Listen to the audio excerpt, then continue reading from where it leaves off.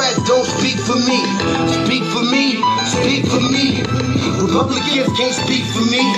Speak for me, speak for me. A bitch ass nigga can't speak for me. Speak for me, speak for me. You coon ass niggas can't speak for me. Speak for me, speak for me. Listen here, this is a fact of life. I be rapping like Nat Turner came back to life. Grab Donald Trump by the pussy, he ain't acting right. I never run from a conflict, I be glad to fight. It's a very cold world that we live in. And somebody please tell Elizabeth you're not an Indian. You just trying to con them people to get the benefit. Just another immigrant stealing from the Indians. That's some punk ass shit and that's too lame. Now we finna step over to Andrew Yang. And you a sucker, you could never speak for black folks. Fake ass candidates trying to get the black votes. The Democrats don't speak for me. Speak for me, speak for me. Republicans can't speak for me. Speak for me, speak for me. A bitch ass nigga can't speak for me. Speak for me, speak for me. You coon ass niggas can't speak for me. Speak for me, speak for me. You know your boy be high off sativa. Kamala wasn't popping, so we said bye, Felicia. She ain't had a right policy. We ain't trying to meet her. Y'all can take Biden too. Bye, we don't need him. We don't need Roland Martin or that coon Al Sharpton. Didn't need Cory Booker from the start, man. I don't fuck with police and no snitch. You know I'm coming with the heat when I spit it. The Democrats don't speak for me. Speak for me, speak for me. Republicans can't speak for me. Speak for me, speak for me. A bitch ass nigga can't speak for me. Speak for me, speak for me. You coon ass niggas can't speak for me. Speak for me, speak for me. If you ever go to court and this is your luck, try not to get fucked by Benjamin Crump. I know it's hard. You and all go is hard. But who the fuck is Amy Cloak? Put her picture up on the bullseye and start throwing darts. People cut our organs out our bodies, that's a stolen heart. They can't save us from the flood like Noah's Ark. Black lives always matter, we finna go for ours. So then we savages, we don't need to pot the piss. Mike Bloomberg can suck dick with that stop and frisk. Bitch, you ain't speaking for us, we don't know you. Bernie Sanders, and get your funky ass on too. The Democrats don't speak for me. Speak for me, speak for me. Republicans can't speak for me. Speak for me, speak for me. A bitch ass nigga can't speak for me. Speak for me, speak for me. You coon ass niggas can't speak for me. Speak for me, speak for me.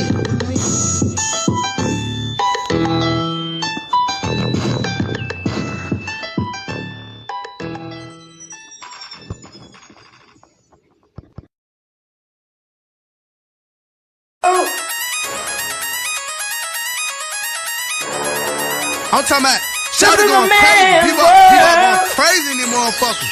Run that shit back, man. But it's nothing. Nothing. Got a woman on the bed.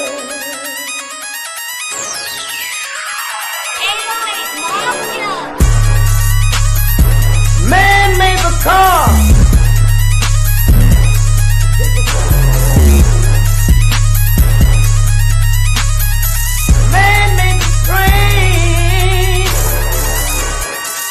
Carry the heavy load. Man made the electrolyte to take us out of the dark. Man made the boat for the water like the 7-millimeter. Man thinks about a little bit of baby girl and a baby boy. Make them happy because man make them sorry. But after man make everything we can, do you know that man makes money?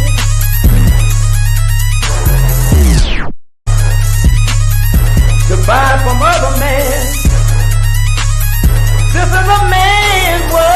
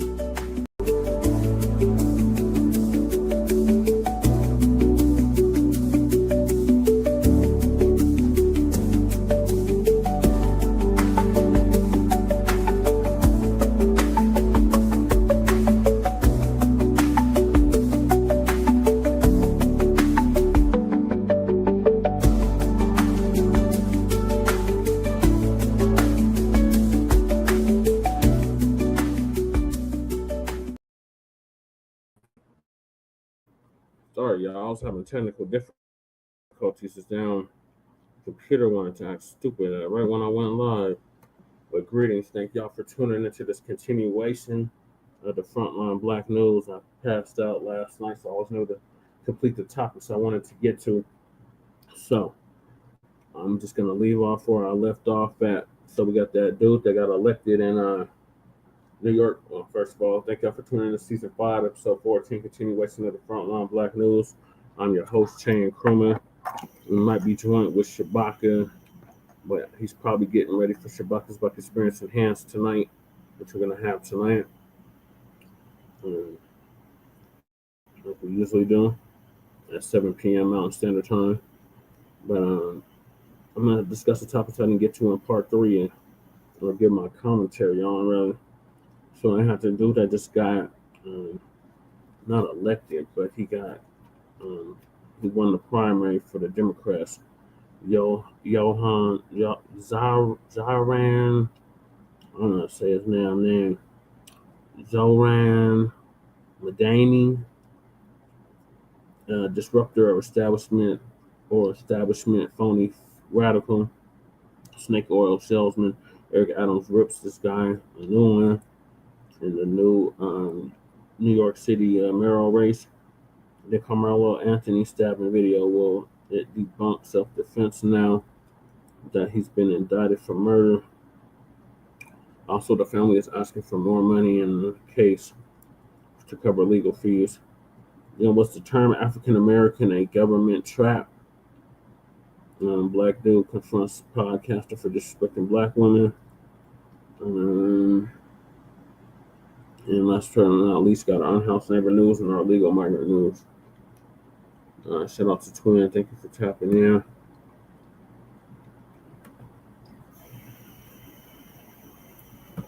Welcome to the Frontline Black News. Make sure y'all like and subscribe. And the links to all of our channels are in the description as well, including Cool Keezy's, who does the intro track, and Jay Militant. And also the copyright disclaimers in there as well. So no ridiculousness peak too. So let me see. My key is still here. I hope it is.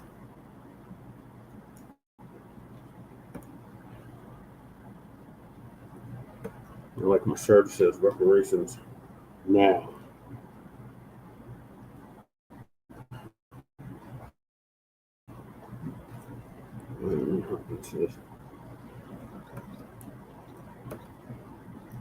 It's a balmy 91 degrees in the Mile High Income City. So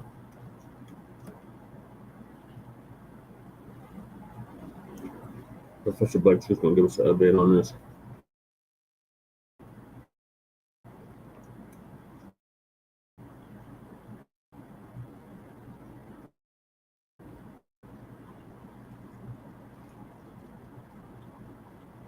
Family and fellow soldiers, I'm the Professor, and this is the Moment of Truth.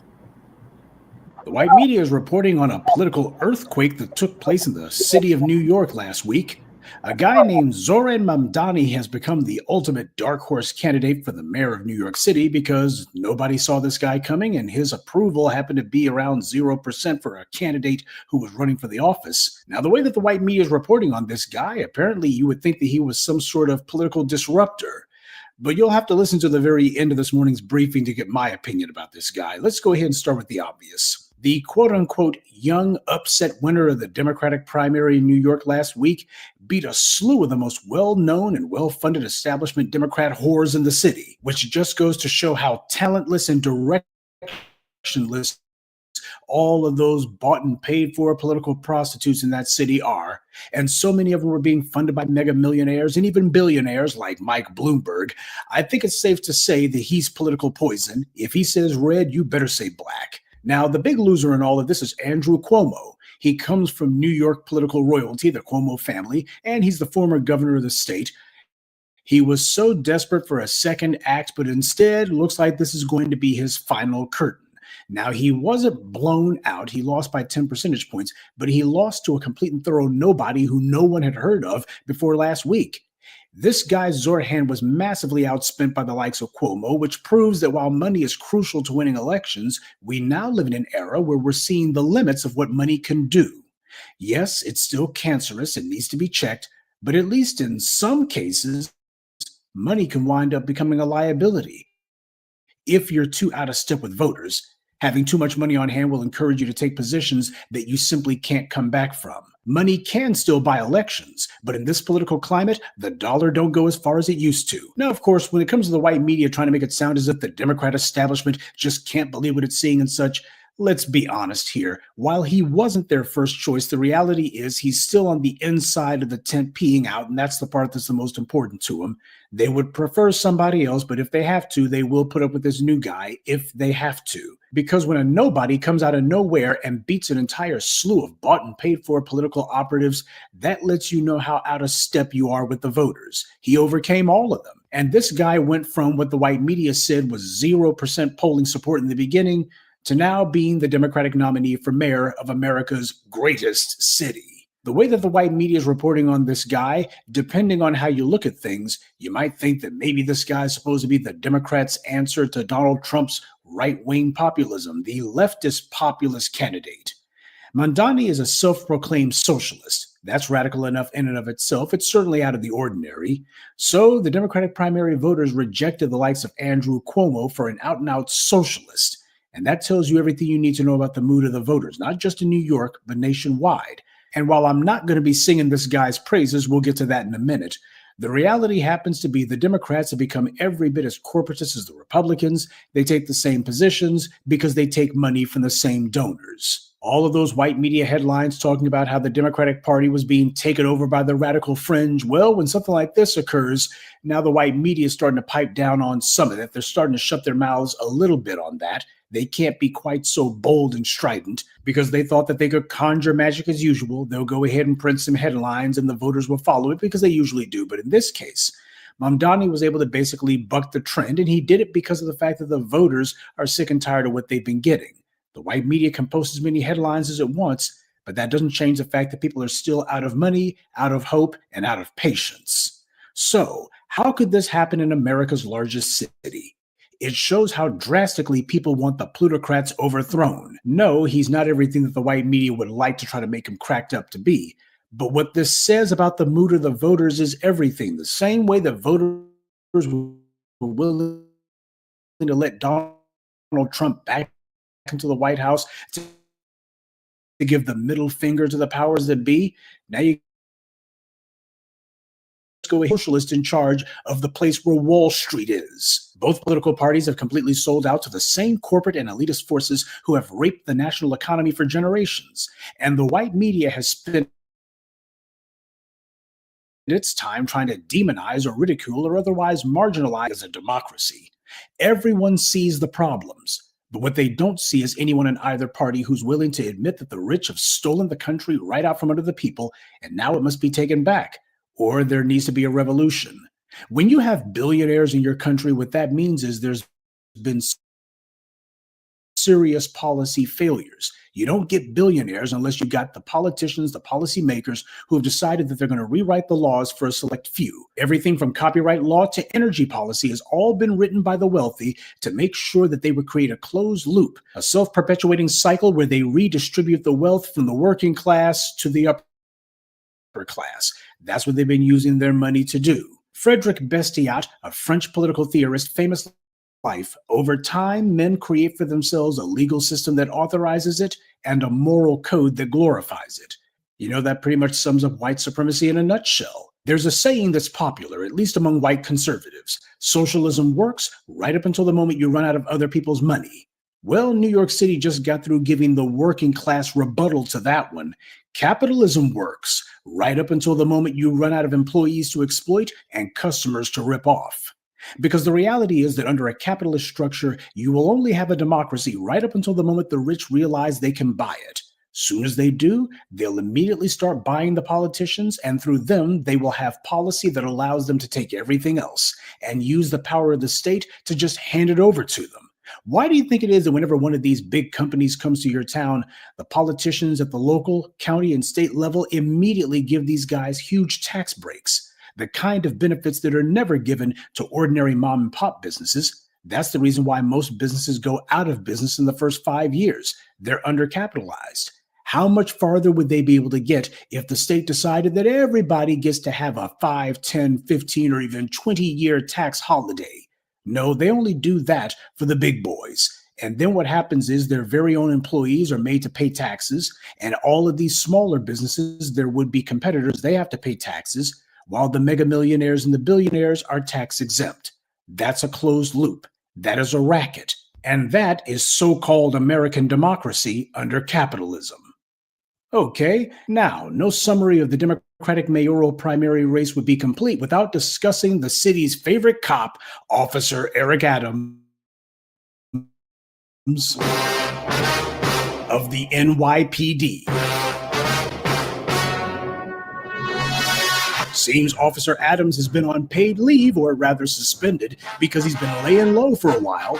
These days, he's still running for office, but now it's as an independent.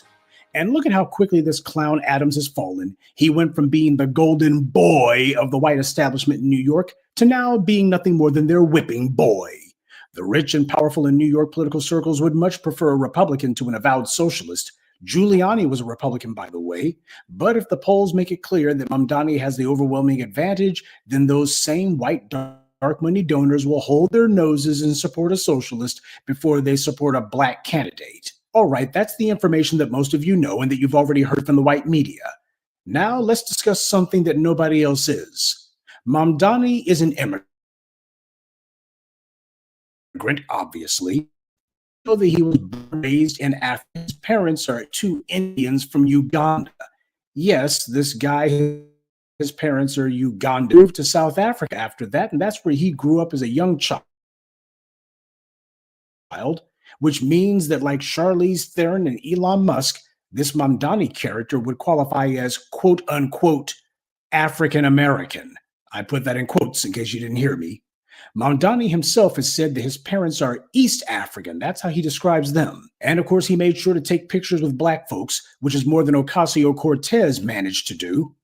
Now, if his parents are Indians who are living in Uganda, that means that these people were collaborators with the British, who still maintain a significant political and economic presence in that country to the present day. I was pretty much the first person to actually challenge the white media's narratives about both Idi Amin and Robert Mugabe. Both of them were men who... But Idi Amin is also known for expelling a large number of Indians who had lived in Uganda because they were collaborators with the British. They carried out their own economic colonization of Uganda through the banking system. So when Mamdani says his Indian parents were Ugandans, that means they're basically colonizers. Now, he may not phrase it that way, but that's what they were.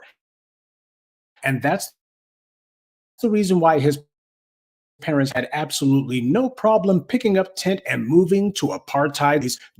That his parents apparently must have felt that Uganda was a little bit too difficult for them to take over, so they went to a place where white power was still firmly in control.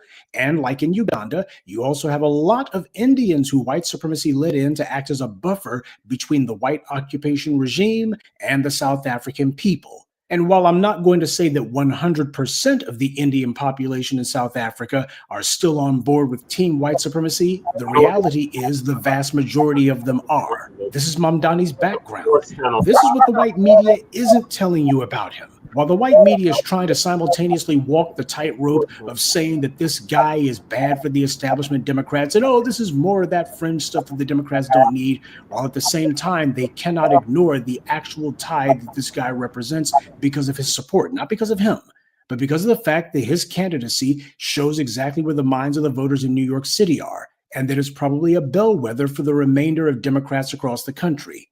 But I don't want you to be fooled about this guy and think to yourself that your heart should go pitter-pat for him. As Dr. Noam Chomsky said, the most sophisticated form of propaganda is when something presents itself as opposition, when in reality, it's actually support. A man who the white media tries to present as political disruptor and somebody who's really shaking up the system, but in reality, especially when push comes to shove, he knows what side his bread's buttered on. After all, I remember another so-called socialist the white media made so much hay about, a man who they claimed was a political disruptor and had captured the minds of the youth. And then when we asked this socialist disruptor about reparations, he said, "That's not feasible." Truth be told, the white media was a lot more hostile to Bernie Sanders than they've been to this Mamdani character. My point, family, is that we've been here before. White power's greatest trick to keep people oppressed long term is not just purely physical and economic violence. Yes, those things are key and crucial, and white power certainly couldn't exist without it.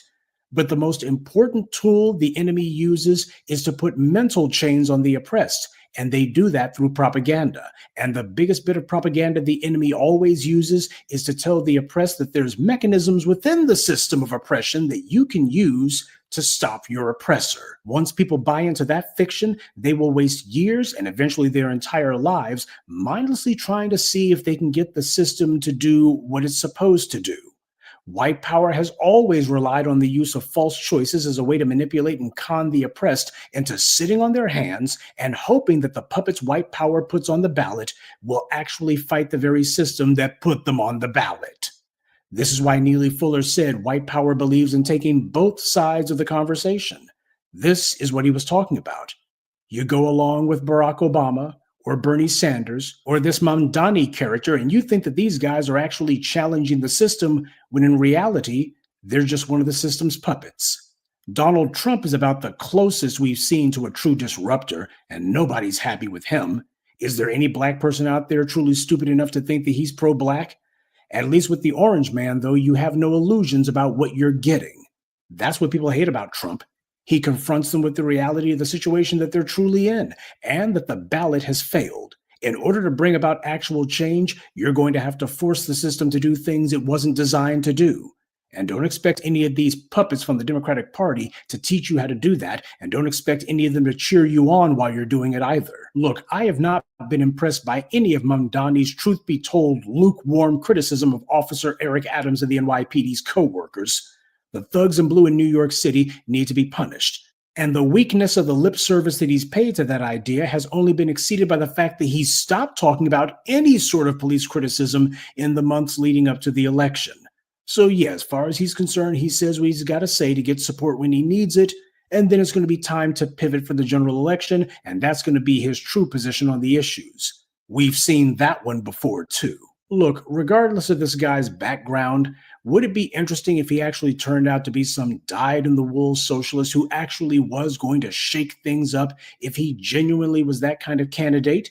Well, it would be interesting if that happened. But what I'm saying is white supremacy is global. And the same way that Barack Obama's folks may have come from overseas, yet they got to the US and went along with the same old status quo, in order for me to have any sort of confidence in Mamdani, he's going to have to bring a lot more than some dubious white media headlines and some sanitized radical rhetoric.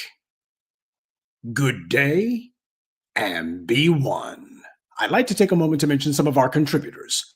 Ronald Waits, Sakina Collins, Craig Simmons, Minnie FBA, and Mark Stroud. Salute to them and thank you to everyone for listening, liking, and sharing this message. Black empowerment only exists because of you.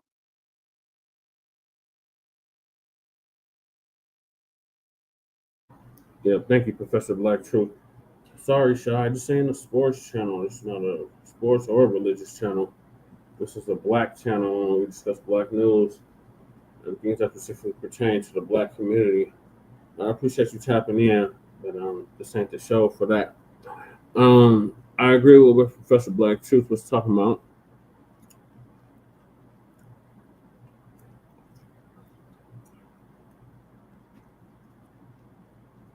That guy ain't all that they trying to make him out to be. These Democrats, whatever, it's like bigging this dude up real big. And it's like, man, he's a damn immigrant. He ain't gonna do nothing specifically for black people in New York. So they just better off keeping Eric Adams at this point. But let's see what I had a whole queue set up and that looks like that damn queue got closed up. God damn it.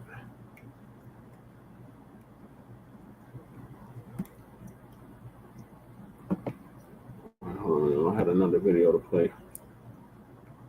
TD Media.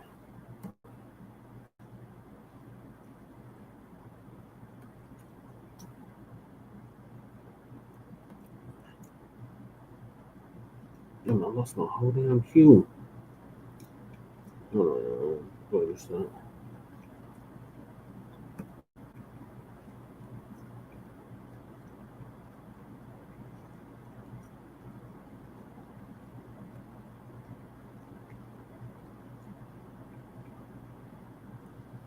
Damn. I had a whole damn queue set up, y'all, and now I'm gonna go find it all.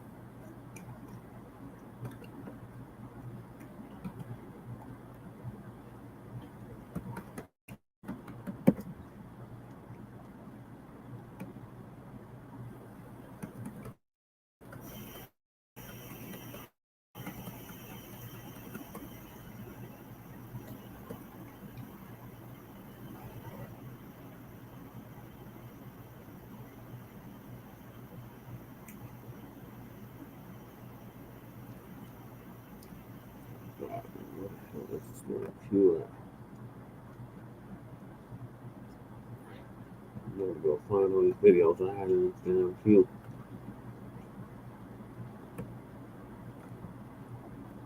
Yeah, Zohran, he's not what they keep saying. Here it is. And Eric Adams has something to say about him, so I'm gonna play that.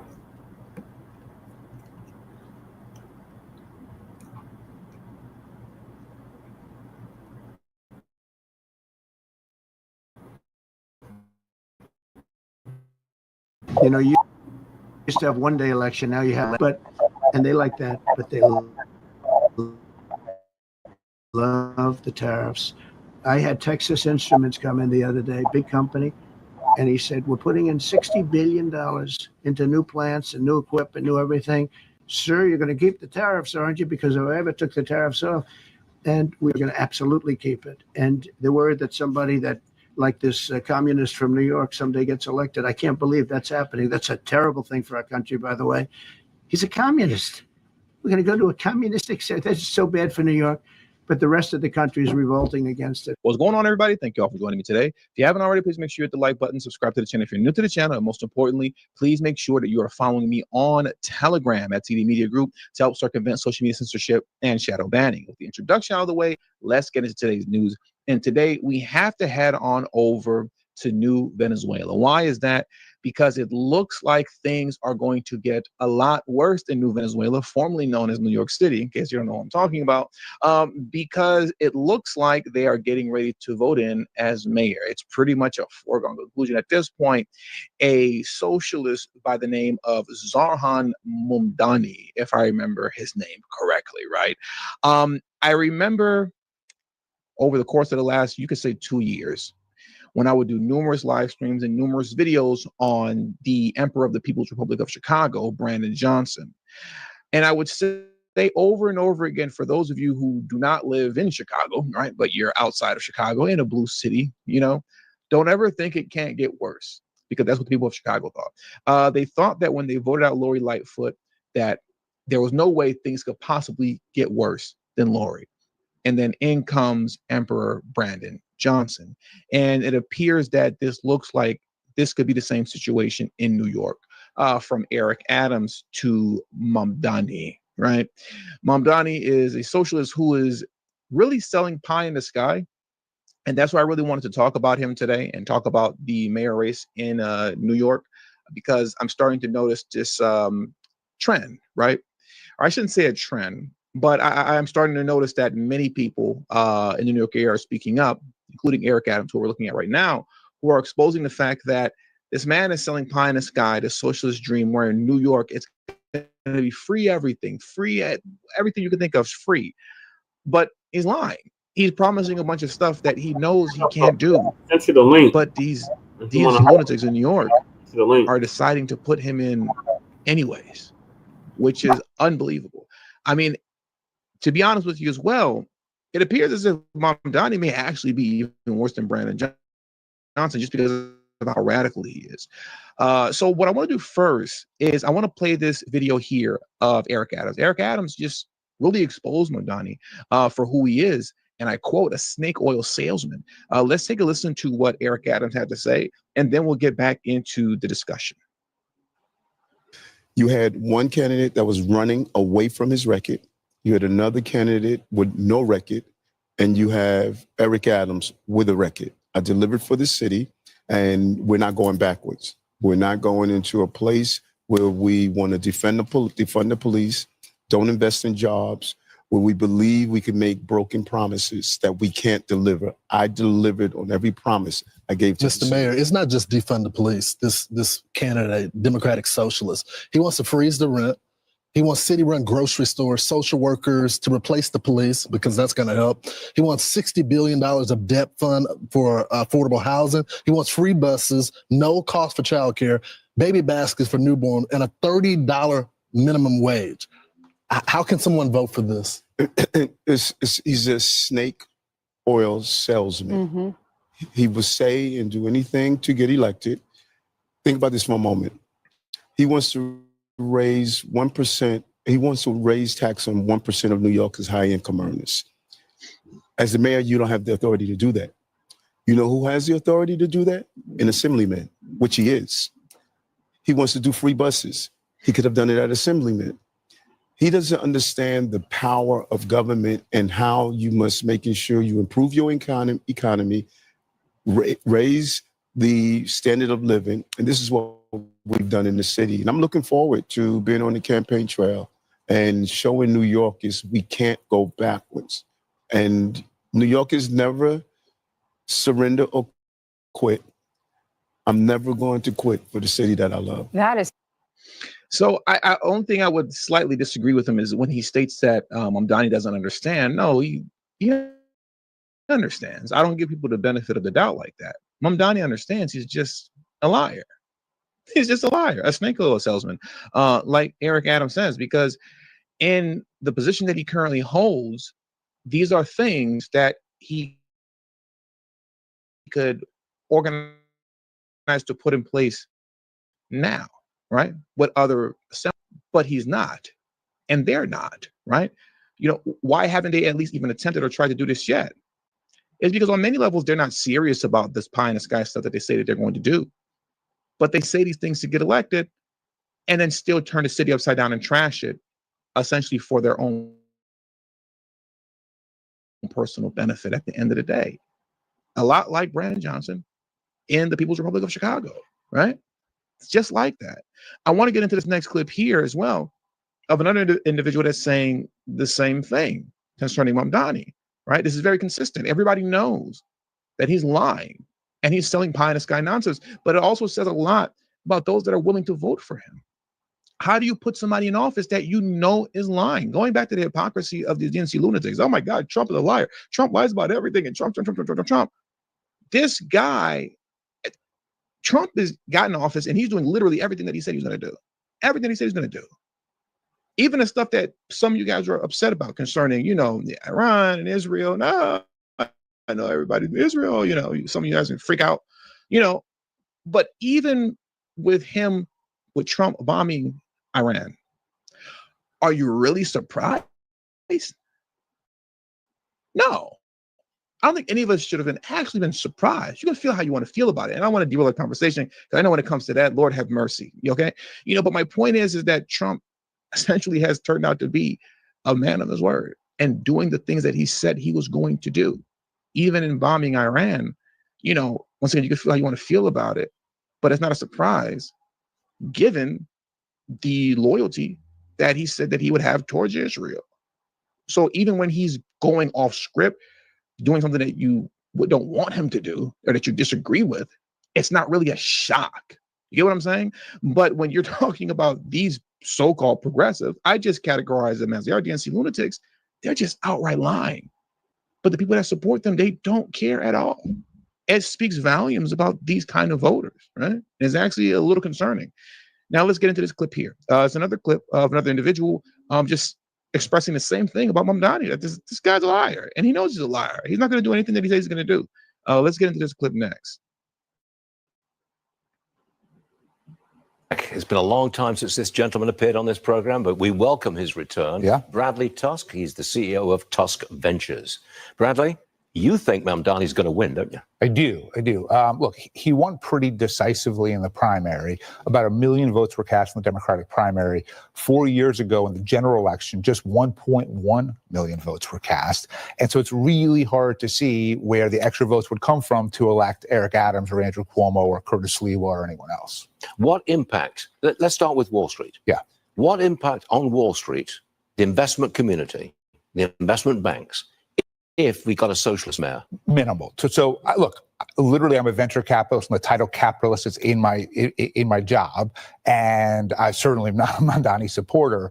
But the mayor's mainly has an impact over the city itself, its operations. Is it clean? Is it safe? Is it well run?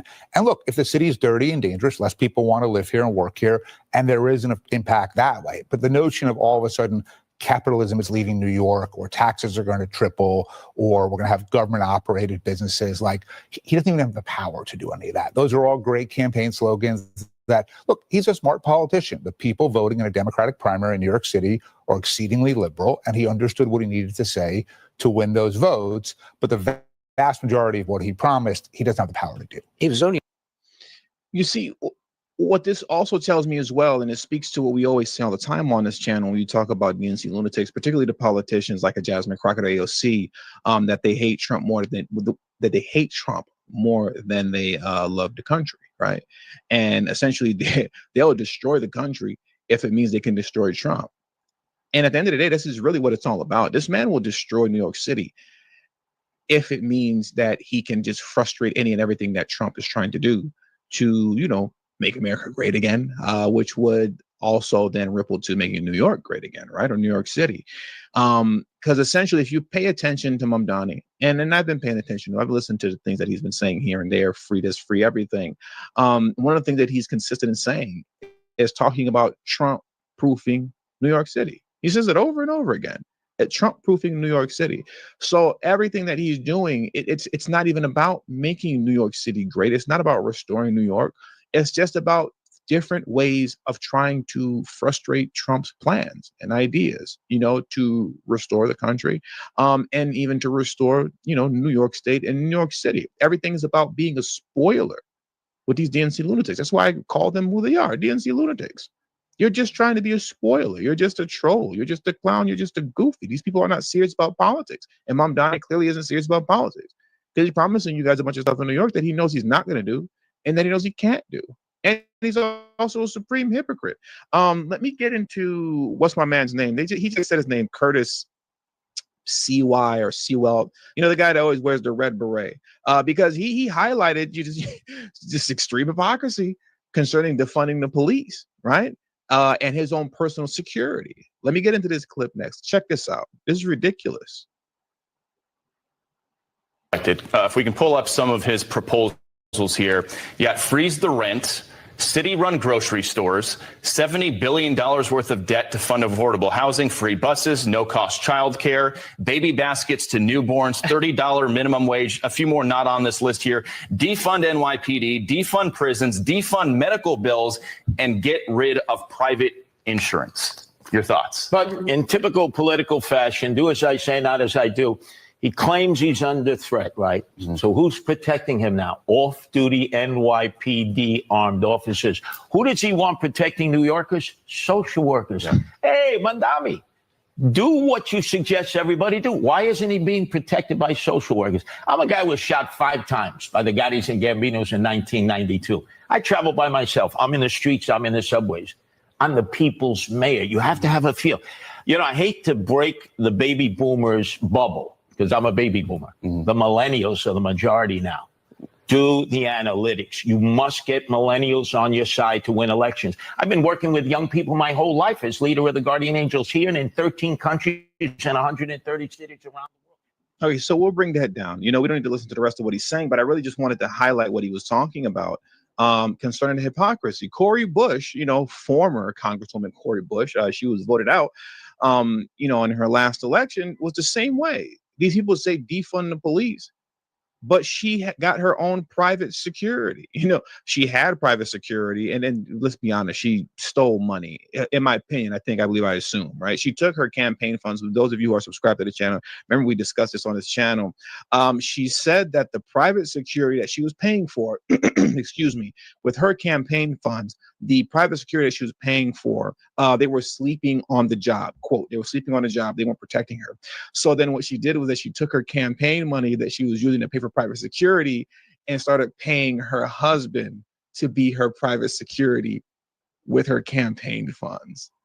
These people are all crooks.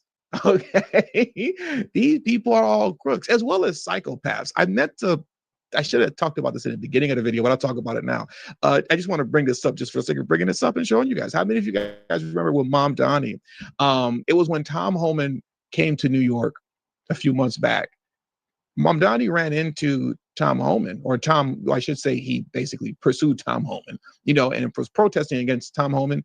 And Mamdani acted like a complete psychopath. Check this video out right here. Act like a lunatic.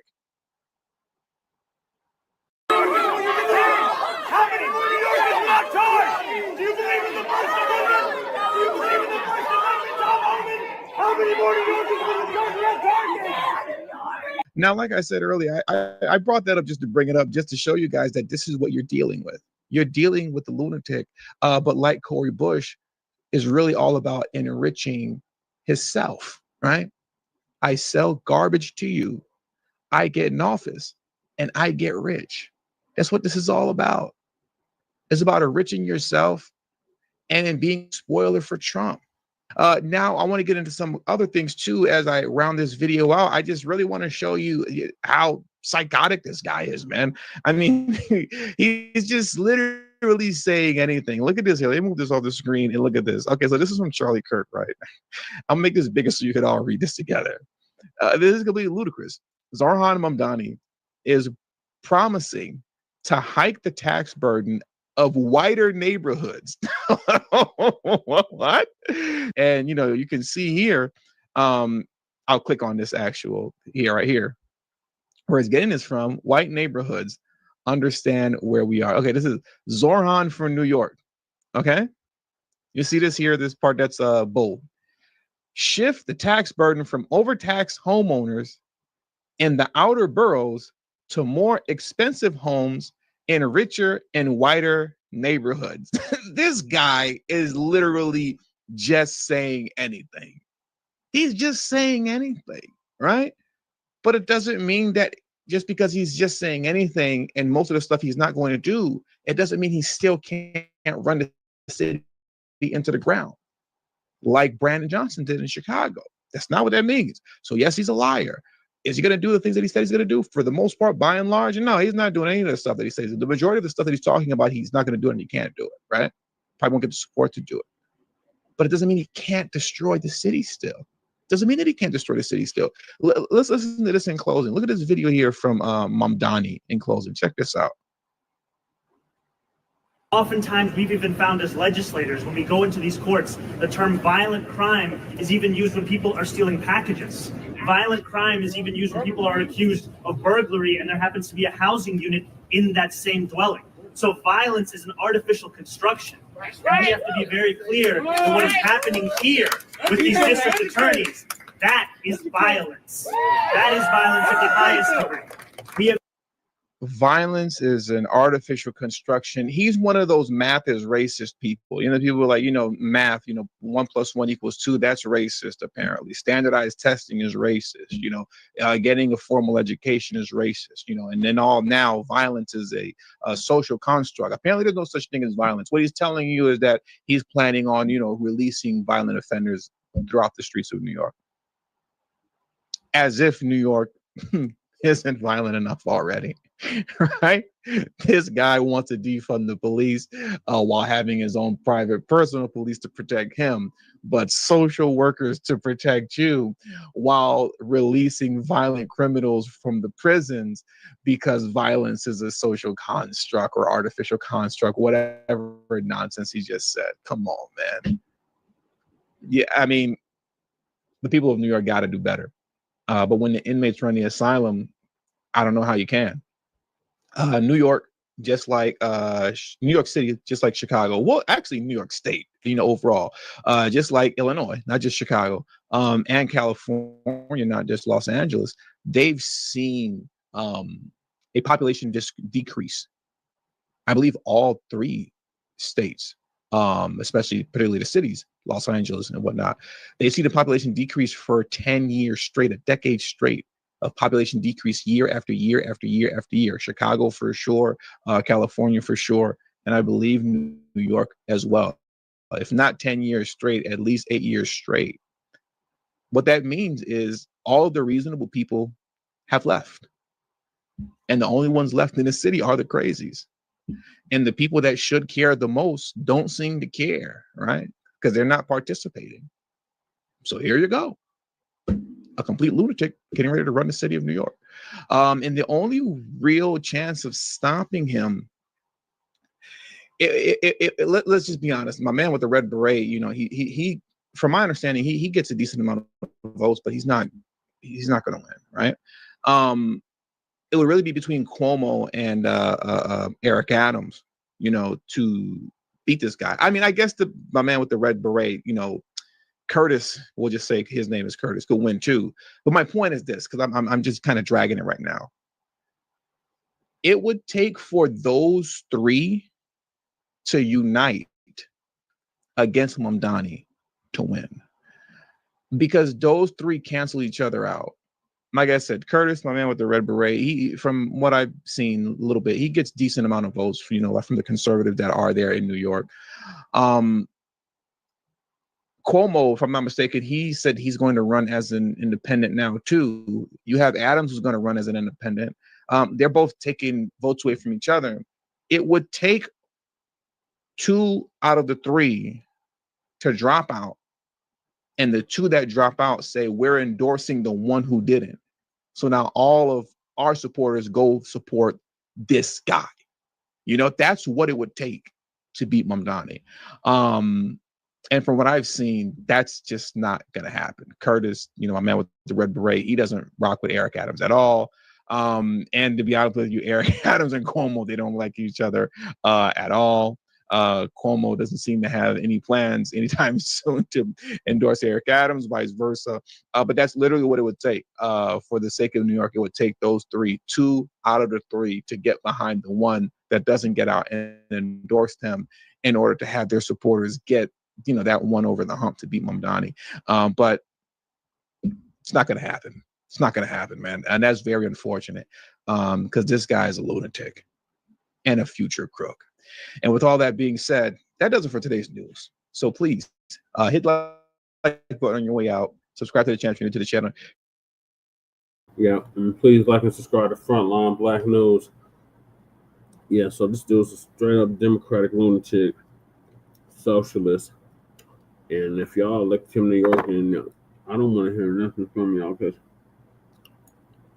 I literally got somebody that's going to literally allow the floodgates to be open for these illegal migrants to continue to take over and have family in New York.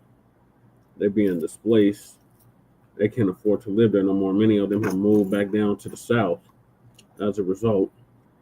Salute the informant media. Salute to you. So this dude, he's not all that stuff they're trying to make him out to be. They're trying to make him feel like he's a real good dude. No, he's just trying to fill his pockets like any other politician.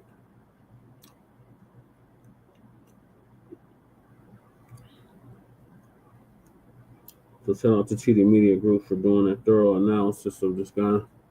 Shout out to Professor Black Truth for letting us know. Salute the informant media.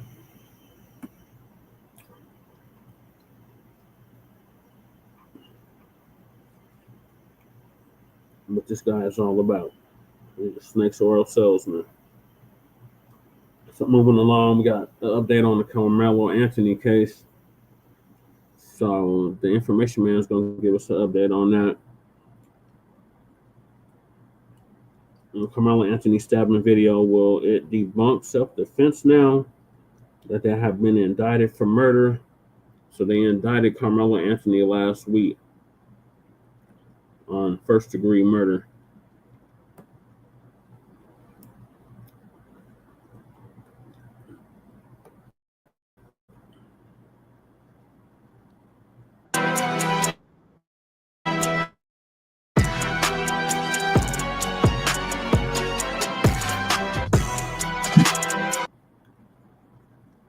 We're using GoFundMe money to live lavishly with cars and houses and what have you and vacations, and all of that stuff has been squashed and has come out to be a damn lie. Okay, right now it was just reported this week that Karmelo Anthony is going to be, in my mind, he's going to be, not in my mind, but in the facts of Texas, he's going to be tried as an adult. In Texas, this is a commonplace thing where they will try you as an adult in these situations.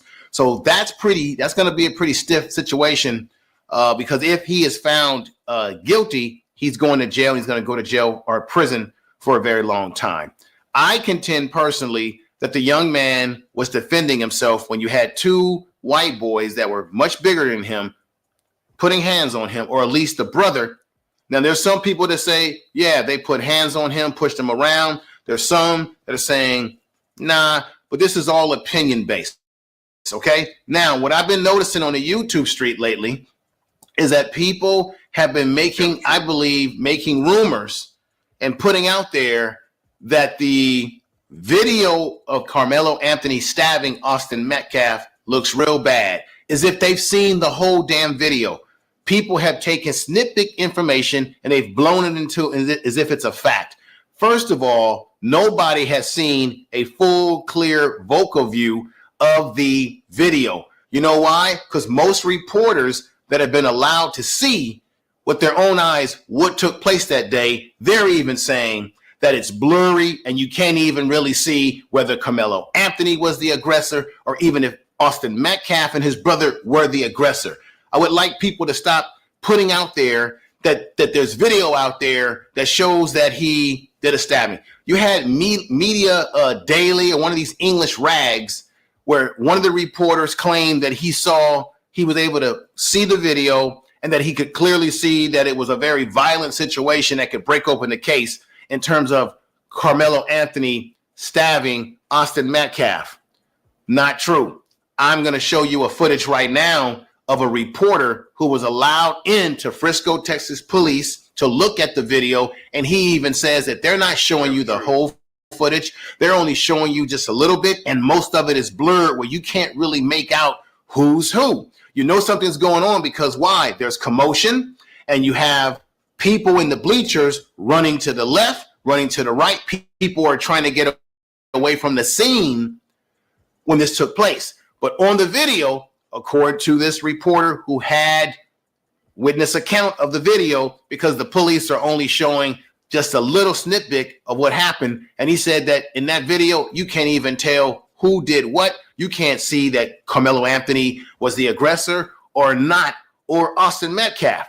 So we need to stop rushing to the judgment of assuming that this video that has not been clearly shown to people in a complete, clear manner to be able to make such judgment. We have people on YouTube who are already using the accounts of reporters who are claiming that it was horrific when they didn't see all of the footage. Our the public police information request with Frisco ISD was met on Monday. We could only watch the before and after of an April 2nd alleged stabbing at a school track meet that led to the death of one student and the arrest of another.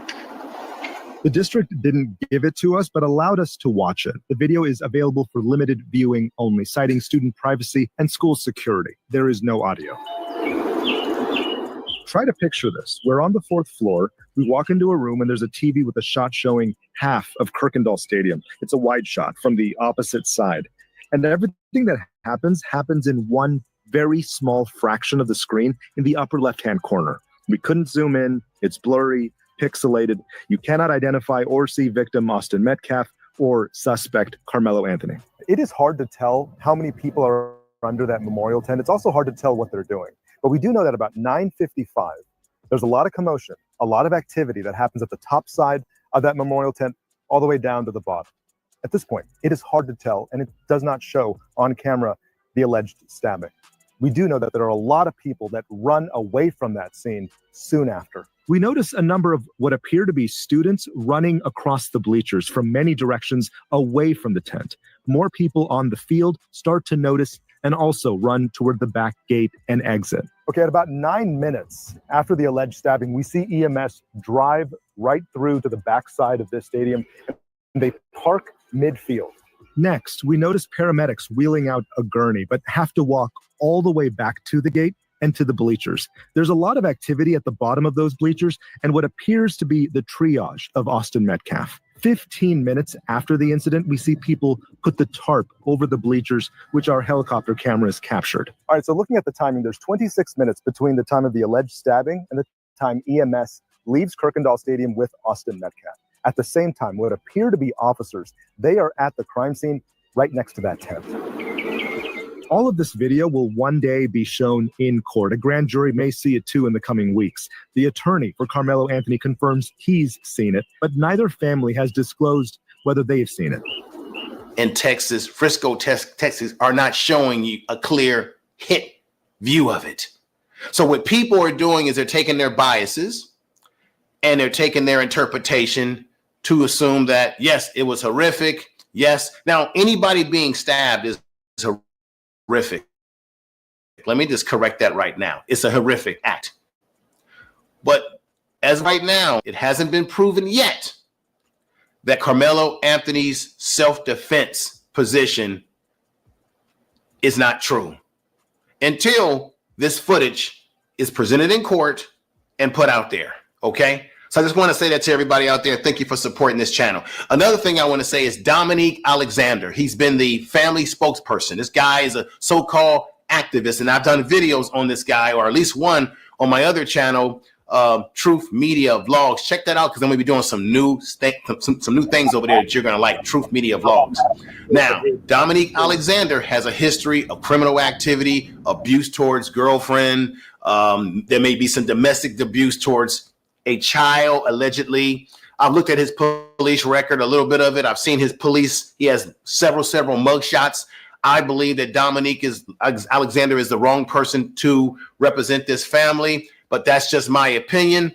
Let me go ahead and let you hear what he's had to say since Karmelo Anthony has been given they're going to try him criminally for his deeds. The grand jury came back and they're going to try him criminally for this situation. They're going to try him.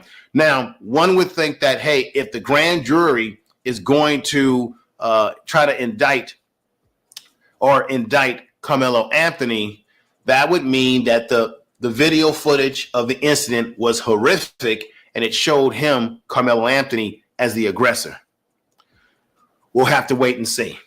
I have an open mind to whatever the situation is, but I do contend and stand on these 10 toes, which is you don't put your hands on people over some damn bleachers at a track meet when you don't know who people are, you don't know what's in their mind and what they are prepared to do to you if they feel that you are infringing on their space and putting hands on them. Now, let me read what Dominique Alexander, the spokesperson for the family, had to say here since Karmelo Anthony is being charged now heavily for the murder, and murder is a legal term, of Austin Metcalf. And the young man, I'm going to say it again, I've been repeating this, he still maintains his innocence in terms of the fact that he was defending himself. Let me read this to you. Dominique Alexander said this: to the racists, the blogs, and those filled with hate who are targeting Karmelo Anthony's family, and even myself, you do not intimidate us. We will not back down. And this case is yet another example of what it means to be black in America, where even our self-defense is questioned, scrutinized, politicized. My involvement, like many others, came as a direct response. This is what he's saying, Dominique Alexander, as a direct response to the overwhelming hate, threats, and outside influences that have surrounded this case since day one. This is what he had to say.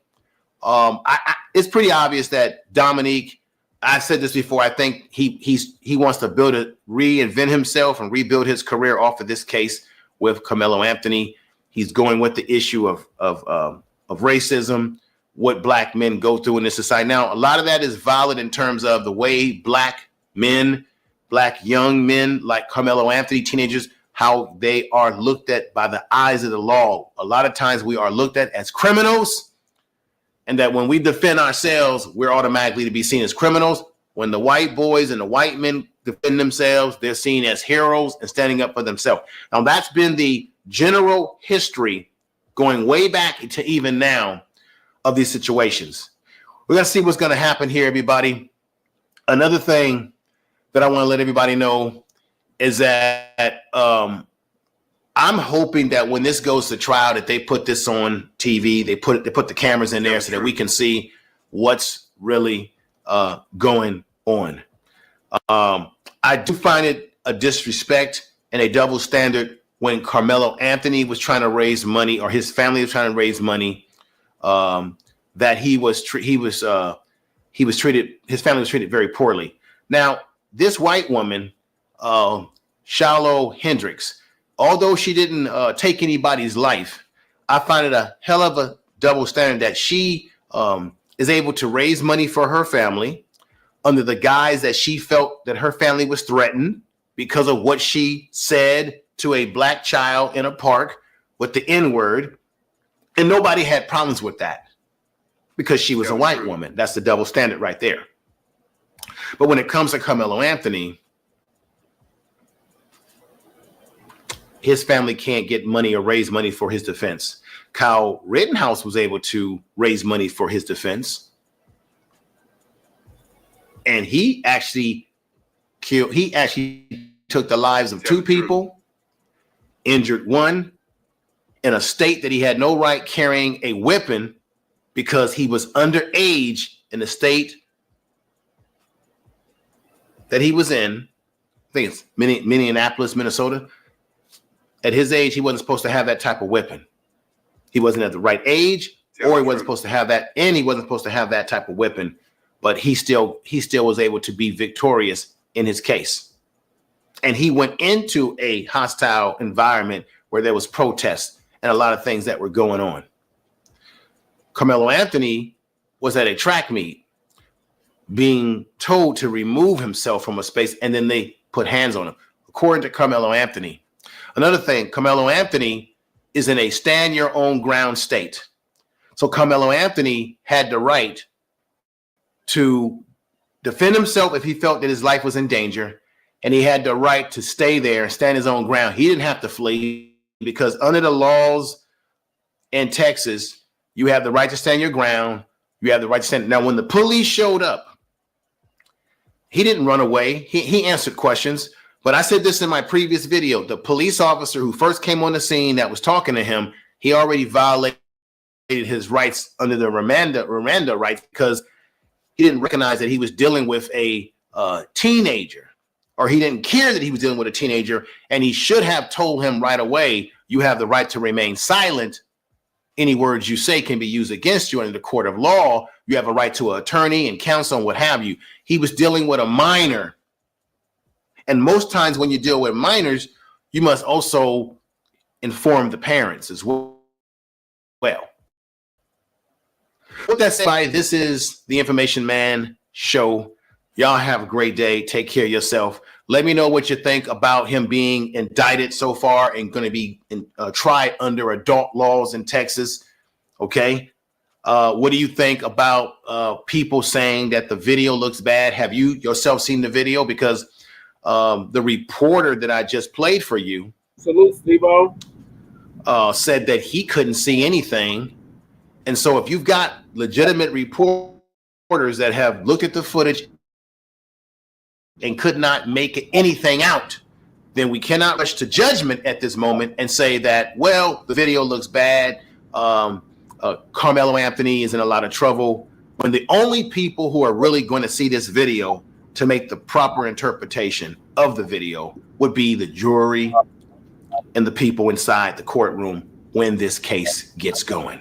Let me know what you think. Yeah, so let me know what y'all think in the chat about the Carmelo Anthony case. I think they're trying to railroad this young black man for defending himself. I think they upset because the FBA got on code and we helped his family raise all that money in a short amount of time. And they was not expecting that. They thought they was just going to have a slam dunk case and destroy this young brother's life.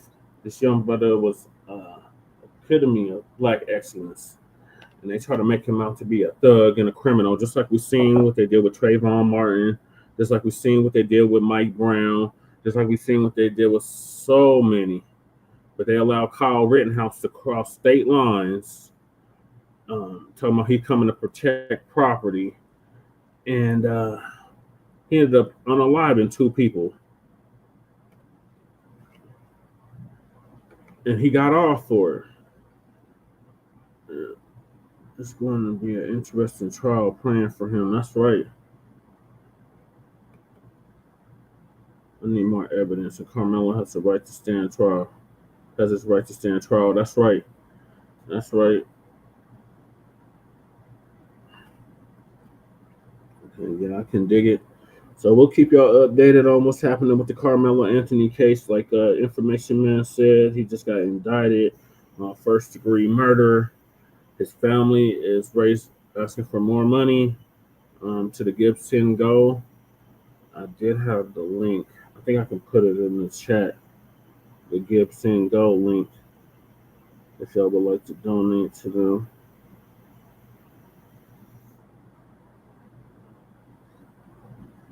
But I'm glad he brought up that shit about Silo Hicks too.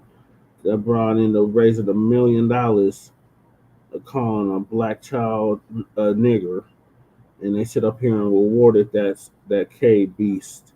So that was a response to what we did with Carmelo Anthony. They was upset that we had got on code and rallied around the young man. And so there's the link right there if I want to donate to their Gibson Go so they can get another lawyer, because that Dominique dude is bad news. They need to drop him. I don't know why they still have that dude around. But shout out to Black Alpha Network, because he exposed that dude for the fraud and clown he is. So I don't understand why they still are working with this dude. They need to drop him, because if they keep him around, it's going to taint the case and make it real bad for Carmelo. So we'll keep y'all updated on the latest developments on the case.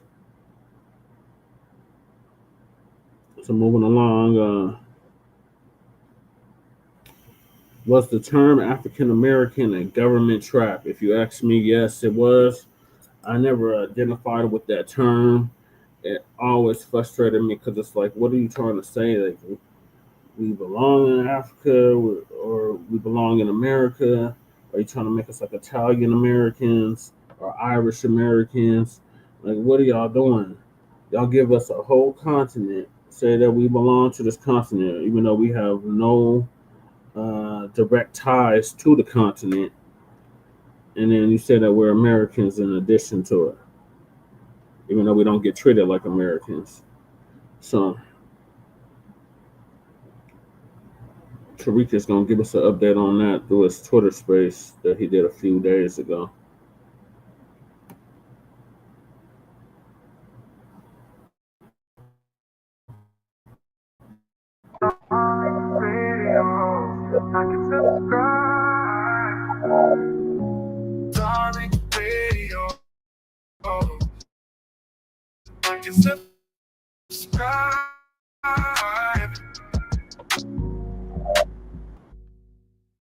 Okay, hey. There you go. I finally caught you. I got a 3-day weekend. Hallelujah. Yeah. No, so my new saying is it's above me now. I took it from that one man, but I'm gonna let the ancestors handle it. Oh. If we start putting that energy out in the thing, because you know they've been booked and busy on our behalf. Yep. So, but yes, it's real interesting out here. Yes, indeed. Thank you so much, dear. Yeah, it's an interesting vibe out here. People, boy, they hate the fact that we have delineated, and they are just so desperate to drag us in the mix. Oh, they're so desperate to drag us in the mix. Out here in LA, they had some black immigrants out here doing a rally, and there's some FBA brothers. I think they came and kind of shut them down a little bit, but they were out here in LA off, I think over there by Lamert Park, talking about, yeah, this immigration, it is the black problem. 1 out of 5 black people in LA are immigrants. And they just went on. There wouldn't be such and such a Jamaican restaurant without immigrants. And then this woman was like, yeah, I come from an immigrant background.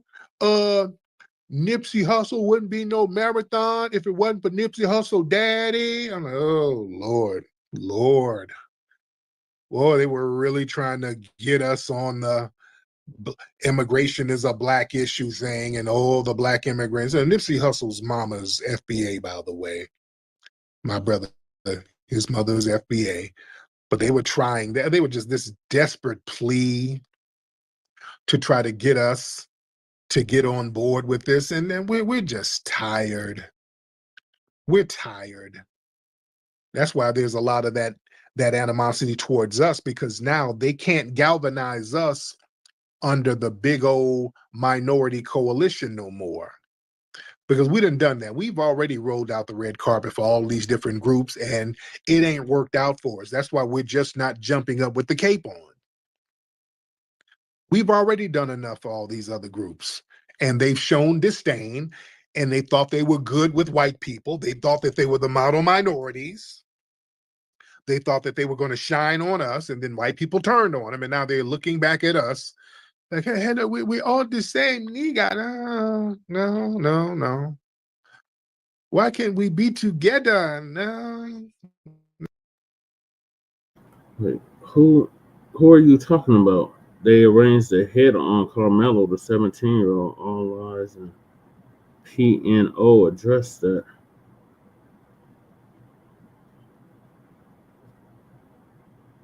You talking about the white supremacists arranged the hit on Karmelo? Who arranged the hit on Karmelo? The informant media?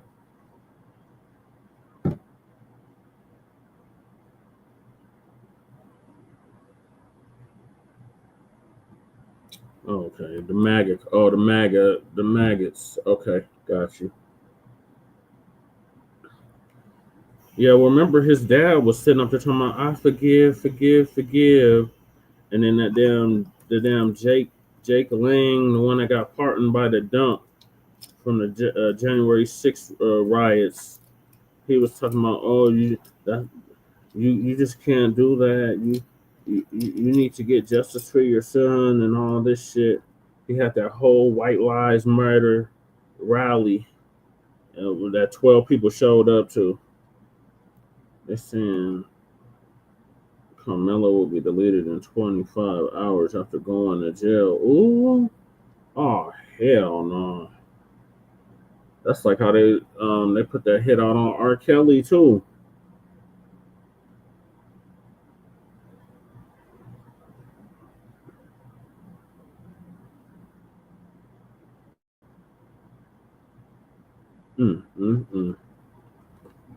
Yeah, that's what they was saying, but Carmelo Anthony's gonna be all right.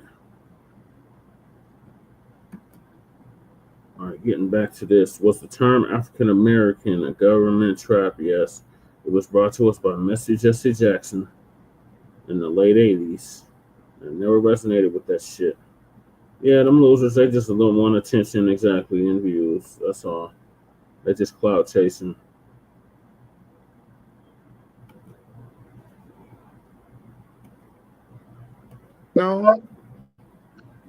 No. We are disaggregating, all right? On our terms. We're delineating on our terms. They don't like that. See, they delineate from us all the time, but it's always on their terms. The non-FBAs and the dominant society, they help them do it. Y'all notice, man, a lot of stats that they put out, they selectively disaggregate. Have y'all noticed that? And then they'll selectively lump us all together. Notice when it's something positive, the dominant society, they will disaggregate the numbers. when it's something negative, they lump us all together. For example, positive data will disaggregate in order to highlight immigrant success stories. When they start talking about high educational attainment or high income among Black people, the data, they'll separate African and Caribbean immigrants from foundational Black Americans. That's why the tether's always coming here. Hey, look, nigga, we are doing better according to the FBI stats. We got a higher income for our household, nigga. They come in with that bullshit. So they can try to create a narrative that they're just outperforming us. And we always point out, hey, no, your income, your household income is higher because there's 40 of you niggas living in the house. Why would you say that, nigga? Yeah, because it's the truth. You see? See, negative stats, they don't distinguish lineage when it's negative. When they start talking about HIV, they just say Black HIV rates. They lump us all together. You see? When they start talking about incarceration and crime, they just lump us all together as Black. When you talk about STDs and all that, they lump us all together as Black. When it comes to abortion, they lump us all together as Black. Yeah? So yeah, they disaggregate when it's convenient and then lump us in when it's something negative. And we stop them from doing that. We stop them from doing that. Because now when a certain crime happens, we say, hey, wait a minute, look at that dude's last name. That's not one of us. That dude's a foreigner. Why are we so divisive? No, because if you win something like that dude the other day, I talked about this the other day, this athlete, he won some game and then did a press conference and pulled out a damn Haitian flag and wrapped himself around a Haitian flag, making sure that you delineate it. Okay, that's fine. You're going to delineate them crime numbers too. You're going to delineate them abortion numbers too. You're going to delineate them STD numbers too. Keep delineating. Y'all were the ones who started delineating first. All right? And we're going to keep that same energy. That's what we're doing. We're going to keep that same energy. You see? Let me get some more calls in here. Raise those hands. Raise those hands, ladies and gentlemen. Raise those hands. Let's get Don Juan in the building. Don Juan. Don Juan in the building. And shout out to everybody in here. Brother Don Juan, where you at? All right, Don Juan, you're not saying nothing? All right. Since Don Juan ain't saying nothing, we'll get G Rich in the building. G Rich in the building. Good evening, Brother Tariq. How you doing this evening? I'm good, Brother G Rich. How are you, sir? I'm doing fine, man. It's been a while. I'll try and be brief. I know you got a lot of callers, but we've met before when you came down to my hometown of the Big Easy, and I did the FBA summit in Atlanta and enjoyed myself. And it was always good talking with you and meeting you. And I actually met your mom, so it was a very nice woman. Thank you so much. Yes, brother. I will try and be brief. I have some questions. Just two brief questions I want to ask you. Do you think, you mentioned earlier something about the Democratic Party and what they've been doing. I'm just curious, what happens right now with Diddy, because his trial is wrapping up? Judge Joe Brown mentioned this on his program, that he suspected some of those videos that Diddy might have had with Freakoff might have had politicians in compromising positions because Homeland Security was involved. And I'm wondering, do you think that that might have anything to do with what he's going through? And my final question I want to ask you, I remember you mentioned this before, are you still planning to do a documentary on Dr. Cosby and what he went through? If so, I would be interested, because I'm actually wrote a book on the Cosby situation. So that's what I want to ask, and I'll stop and listen. Thank you so much. As far as Mr. Cosby, I've talked to Dr. Cosby about it, and it's an idea that we've thrown around. I haven't had anything planned. If I do it, I would want him involved, but he's laying low. He's really, as he should. He's just chilling, laying low. But I've discussed that with him. And shout out to Dr. Cosby. I call him Dr. Cosby. I have the utmost respect for him. He's still a legend despite all of those bogus accusations against him. And as far as Diddy, yeah, Diddy probably on some of them videos, they probably found some blackmail stuff that he was holding on to. And that's why they put them bogus charges on him in order to basically kill his legacy. I think from what I'm looking at, it looks like he might get off. Look like they can't convict him based on the evidence. Because when we see everything that went down, it doesn't seem like coerced trafficking. Everybody was consensual. Cassie was up here begging to be freaked off. So yeah, it's hard to sit up here and say that you force somebody to do this, force somebody to do that. These are grown adults who were seemingly enjoying all of that dick they were getting, to be honest. You know? So yeah, it looked like, and I hope he gets off. You know, 'cause I don't want to see anybody get racially targeted.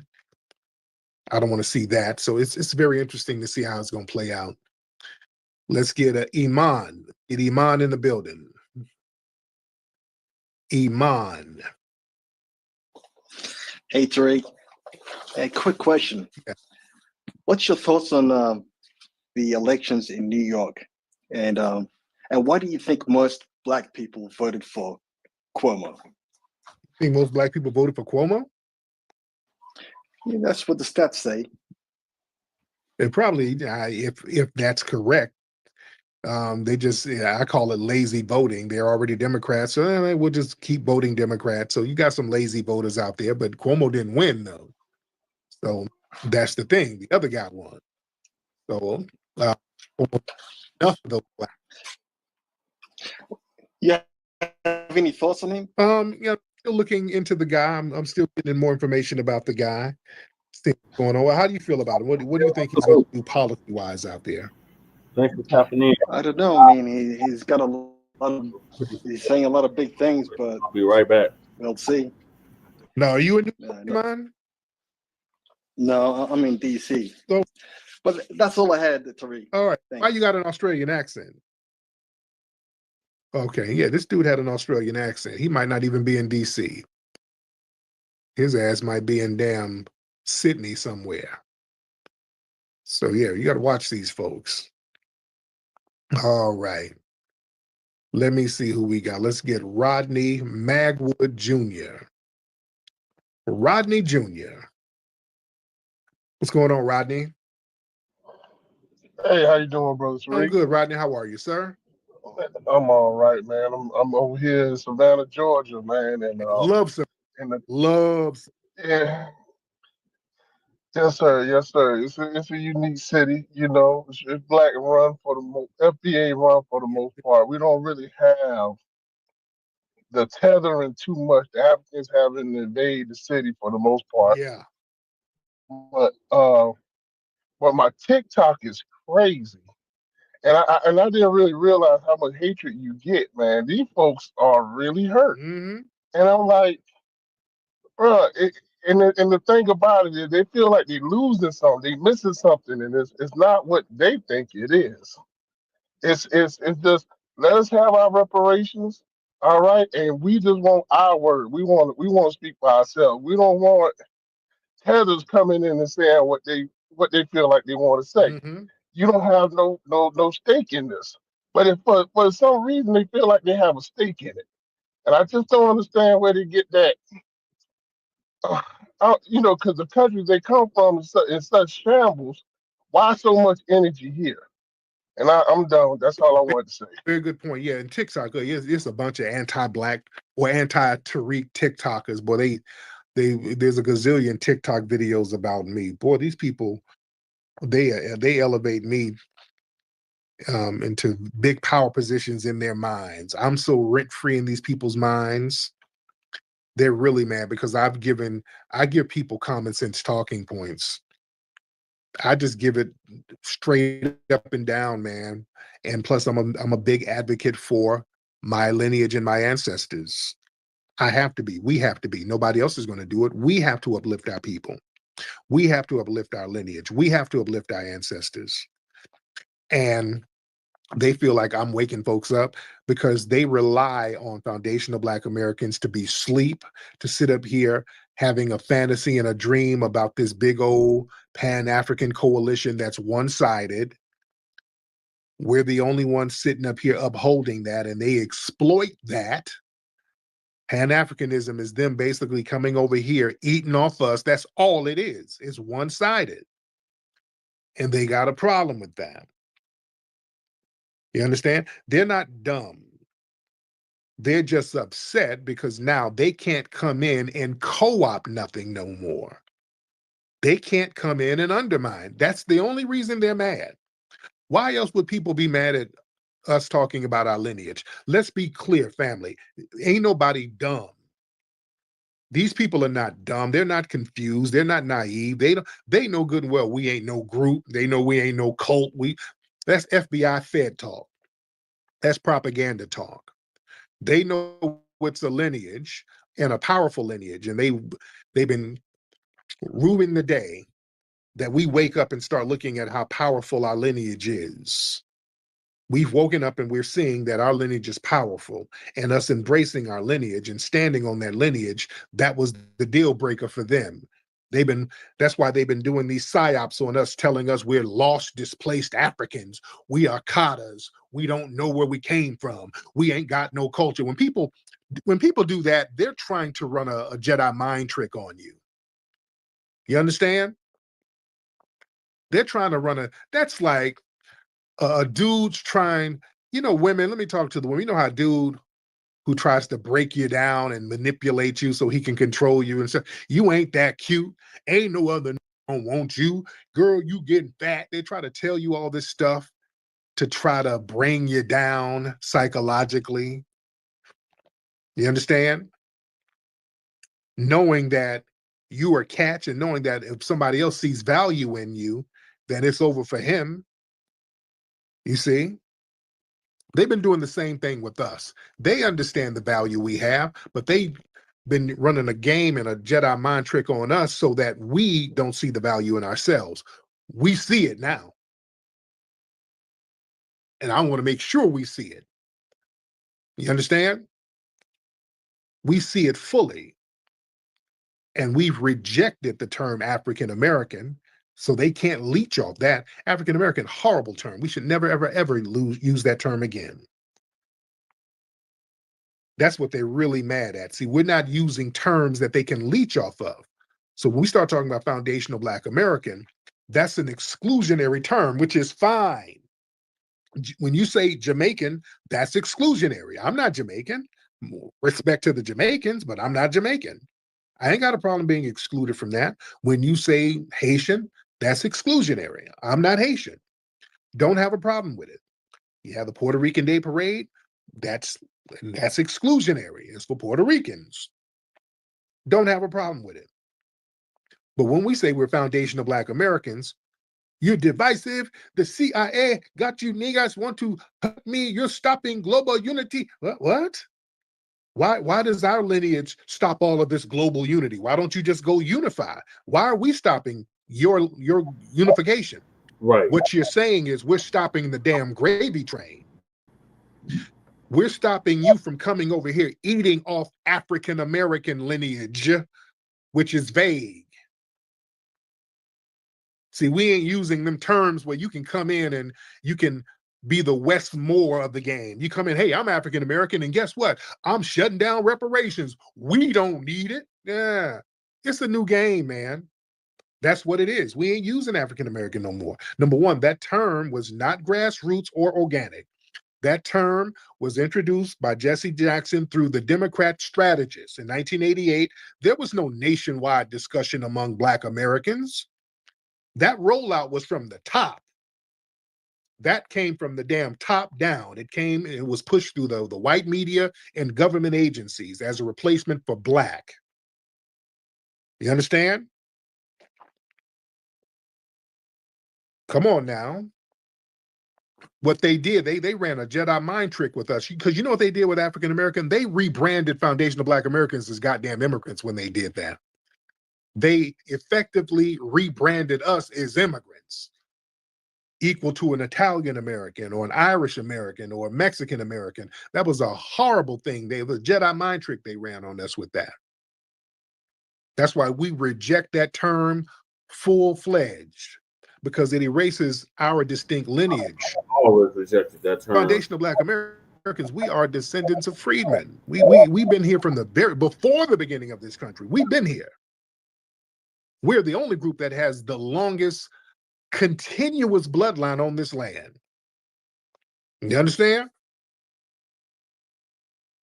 There's been Black people on this land from day one. And when you do that African American thing, that lumps Black immigrants in from Africa and the Caribbean, people who came over voluntarily, people who immigrated to something better.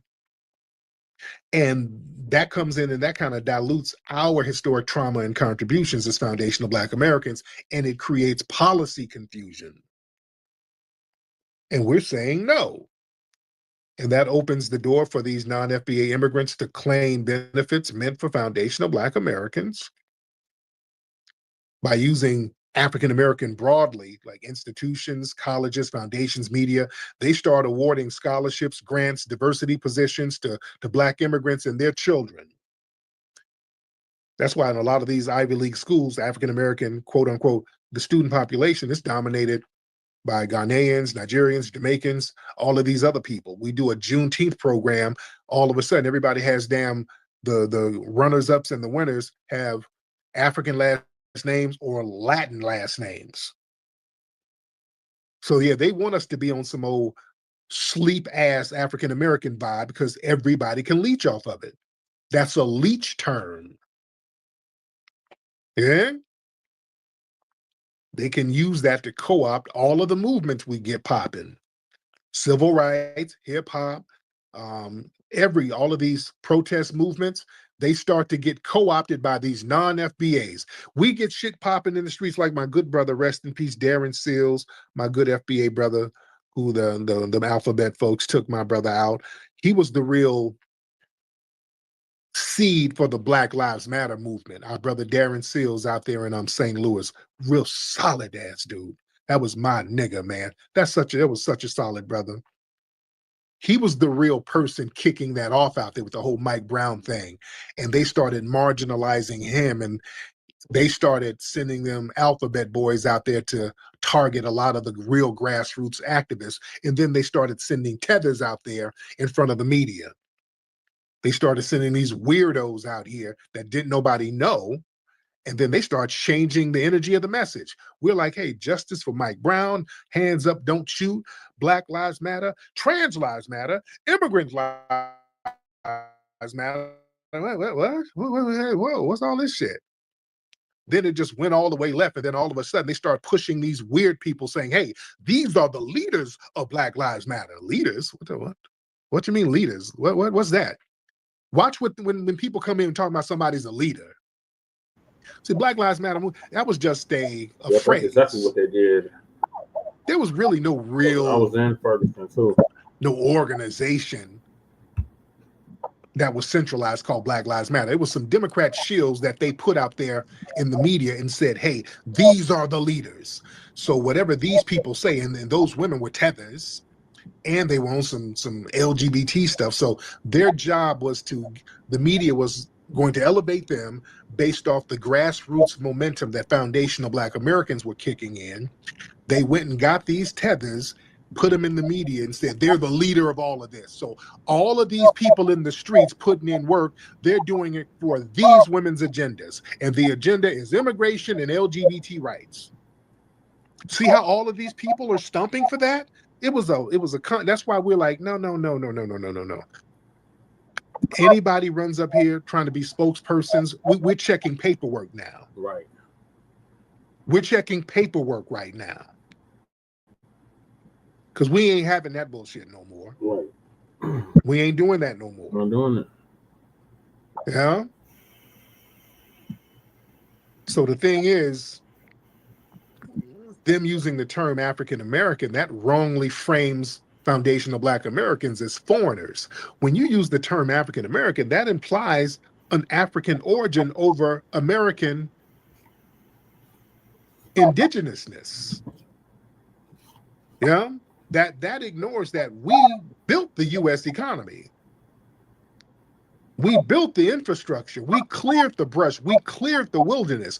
We are no goddamn immigrants at all. We should not even be compared to immigrants at all. Right. That's just a fact. That's right. We didn't come to something better. We had to get it out the damn mud. We didn't look up. We had to get it. Everything we had to get it out the damn mud as foundational Black Americans. We had to create it.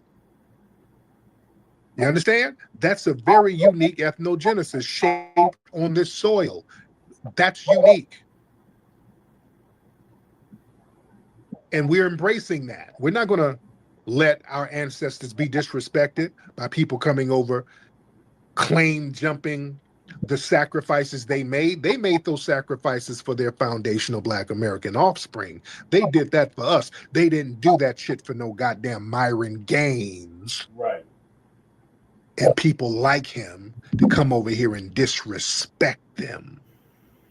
We don't allow that to happen, family. See, that's where we messed up. We sat up in for the longest, let these damn tethers disrespect our damn ancestors after all the shit our ancestors did. That's why I'm hell on them niggas. The Myron Gaines, I'm hell on them. I don't play with them at all. Anybody who disrespects our lineage, I got a zero tolerance for that ass. They always run, oh, your technique is divisive because I cut your ass down verbally. I'll light your ass up. I'll be divisive because you ain't gonna disrespect my people, my family, who made a way for you to bring your ass over here and you gonna fix your mouth to disrespect? Hell no. My ancestors would have issues with me if I don't stand up knowing the truth. That's right, Tariq. You understand? You defend your ancestors, man. You defend your people. That's right. You defend your lineage. I need some new work, baby, tonight. I need Get you some root work. All right. So now, speaking of Myron Taylor Gaines, he was confronted.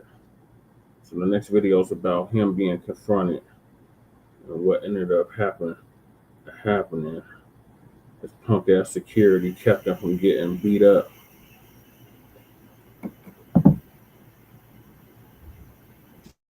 If it's your first time checking out the show, let me know what city, what state you're coming in from. If you're outside of the U.S., let me know what country you represent. Throw up your flag. Family, I need you to smash up the likes, smash up the likes, smash up the likes. Also, if you have not done so already, after you subscribe, there's a little bell, nigga. Go ahead and click that thing right now so you can get your notifications each time I drop a new video like this. That way you'll be in the loop. I let a few hundred of y'all come in, then I'm going in. But in the meantime, in the between time, I'm going to give some shouts out to the early birds, starting with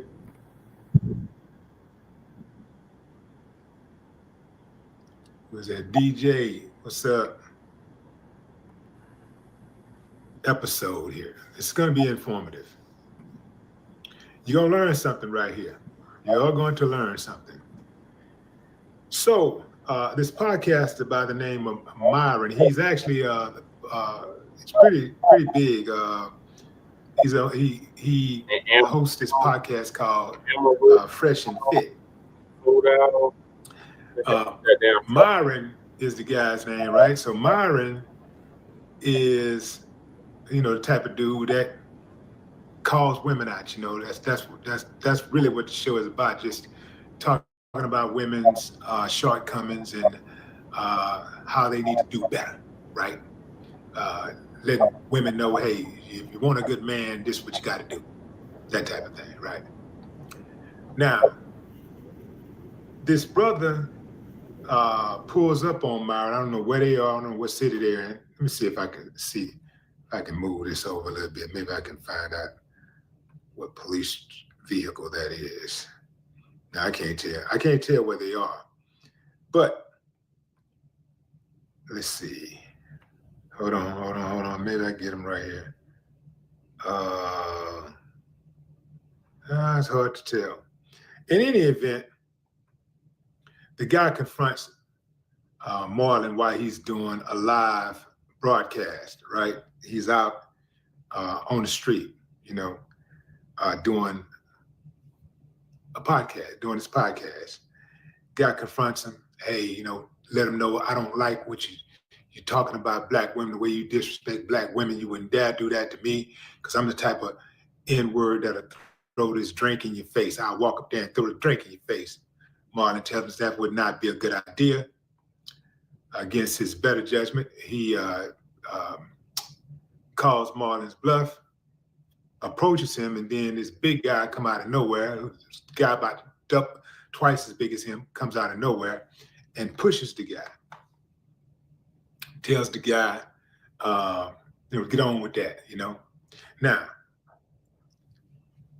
all that's cool, because, okay, the man is out here trying to do his job, and here you come confronting him, and then you got pushed. You wasn't really ready, and you allowed yourself to get really clowned, right? Now, here's the deal. Let's break it down. Let's unpack this thing. So, one, I do not believe dude was wrong in confronting Marlon, because Marlon really goes out of his way to talk down on black women specifically. He goes out of his way to do that. So it's kind of refreshing to see somebody who is willing to check him, who is willing to take that chance. But that wasn't the guy, right? Because he wasn't even ready. He wasn't prepared. First of all, you never, ever, ever announce your intentions when you are planning to attack somebody. The dude advertised, yo, I'm gonna do this, I'm gonna do this, I'll do this. Nah, you don't announce it, you just do it. See, that's the problem with a lot of internet cats. They love to talk about what they're gonna do. And the only reason why they talk about what they're gonna do is because they're hoping like hell that the internet keeps them at a safe distance. Keep them at a safe distance from that clapback. And every now and then somebody pull up on them and give them the blues. But oftentimes they're able to stay at a safe distance and run that mouth. Now this dude, he wrote a check that his ass couldn't cash. He goes up there, totally ill-prepared, threatening a guy, and he gets himself embarrassed. Stop, number one, announcing intentions when in regards to conflict. Stop telling people what you're gonna do. In fact, you shouldn't really if you know you're gonna engage in conflict, if you know that that conflict is imminent, you really shouldn't let a person know your temperament. You really shouldn't let them know how badly you want to break them in half. How badly you want them. You really don't want them to know that. For one, you can get yourself ambushed like that, and they can get you before you get them. But two, you don't want to get a popos no evidence, because they're gonna play it in court. If you end up on the short end or the long end, you're giving the prosecution or the defense evidence to use against you. So that's just not wise. All that threatening and stuff, that ain't wise. That's just not a smart thing to do. Moving on. So, dude, even though, one might say, morally or whatever, the dude was correct in checking him about disrespecting the women and stuff like that. Legal to come up there and get into Marlon's space. And so Marlon was right in his, in checking him and in responding, in a way that you know, in the way that he did, except the part where he said, you see, this dude, and I'm paraphrasing, he said something about dude was playing into the negative stereotypes. He fit the negative stereotype coming in, you know, and all that kind of stuff, right? Well, don't everybody fit into the negative stereotype? Like, don't every single person who commits a foul act or does something egregious, don't they fit into a negative stereotype? Like every single person, so every group is overrepresented when it comes to doing something that fits into a stereotype. So that type of comment is not necessary because it's kind of makes it seem like, oh, there they go again. It's the 15%. When we know we got to get off that number anyway. I don't know where the hell that number keeps coming from. What, 12%? I don't know where that number keeps coming from because I'm sure that Black people represent at least 20% of this country. So I don't know where that number keeps coming from. Well, I know where it comes from, you know. But anyway, fam, yeah, I didn't think that was cool. You know, there we go with a negative stereotype. You fit into the stereotype. You know, you can turn that internet on just like I saw him on the internet. You can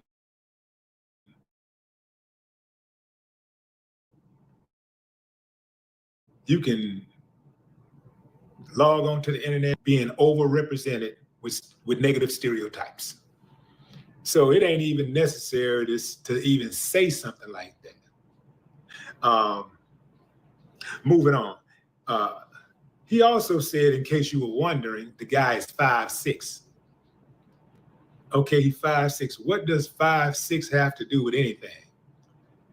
Let me tell you a little story about size. I wrote the song Size Ain't Shit for Bushwick Bill. So I know something about size. When I was growing up, you know, I routinely knocked out dudes who was 200 pounds plus. And my entire teenage year, I probably didn't weigh more than 160 pounds. I routinely knocked them out. I'm talking about easy, knocked them out easy. It wasn't even no struggle. So that don't mean nothing. That size thing don't mean nothing. Most dudes most big dudes can't fight no way because they never had to really fight. They get by on intimidation. So most of them don't even know how to, they don't know, most of these big dudes, they don't know a left hook from a fish hook. Also, when I visited Death Row years ago, Huntsville Death Row in Texas. When I visited Death Row, there were most of the guys who were on death row were under 5'10". Most of them. Do you hear what I'm saying? Most of those guys that were on death row were under 5'10". And death row keep a nice fat list of death row inmates. So that don't mean nothing. See, that we are right now, we are walking on a lot of dudes right now, a lot of big dudes we walking on them right now because they thought that their size equated to victory. They thought just because they was big, they was gonna win the fight. And next thing you know, ding, fries and shake, or they got stuck, or somebody popped them up. The one thing about them bullies ain't scared of no size. Them bullets ain't scared. Them bullets and knives and them sticks and even hands. They're not afraid of size. They don't have a brain. They're not afraid. Especially when you start talking about them bullets. Now it might take a brain to stick somebody, to poke somebody or swing on somebody or something like that.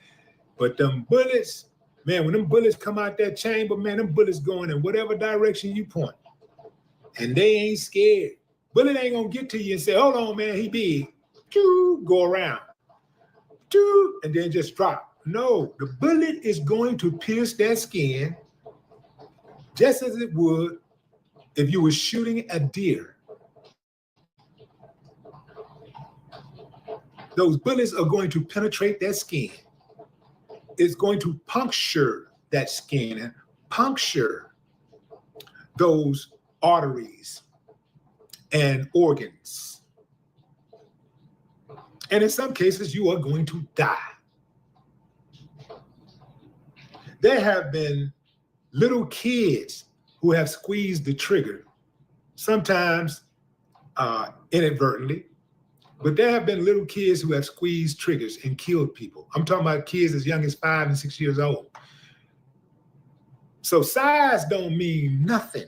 If you are counting on size to intimidate people and push people around and win fights and arguments, and you're gonna mess around and find yourself lying on the ground somewhere struggling for oxygen.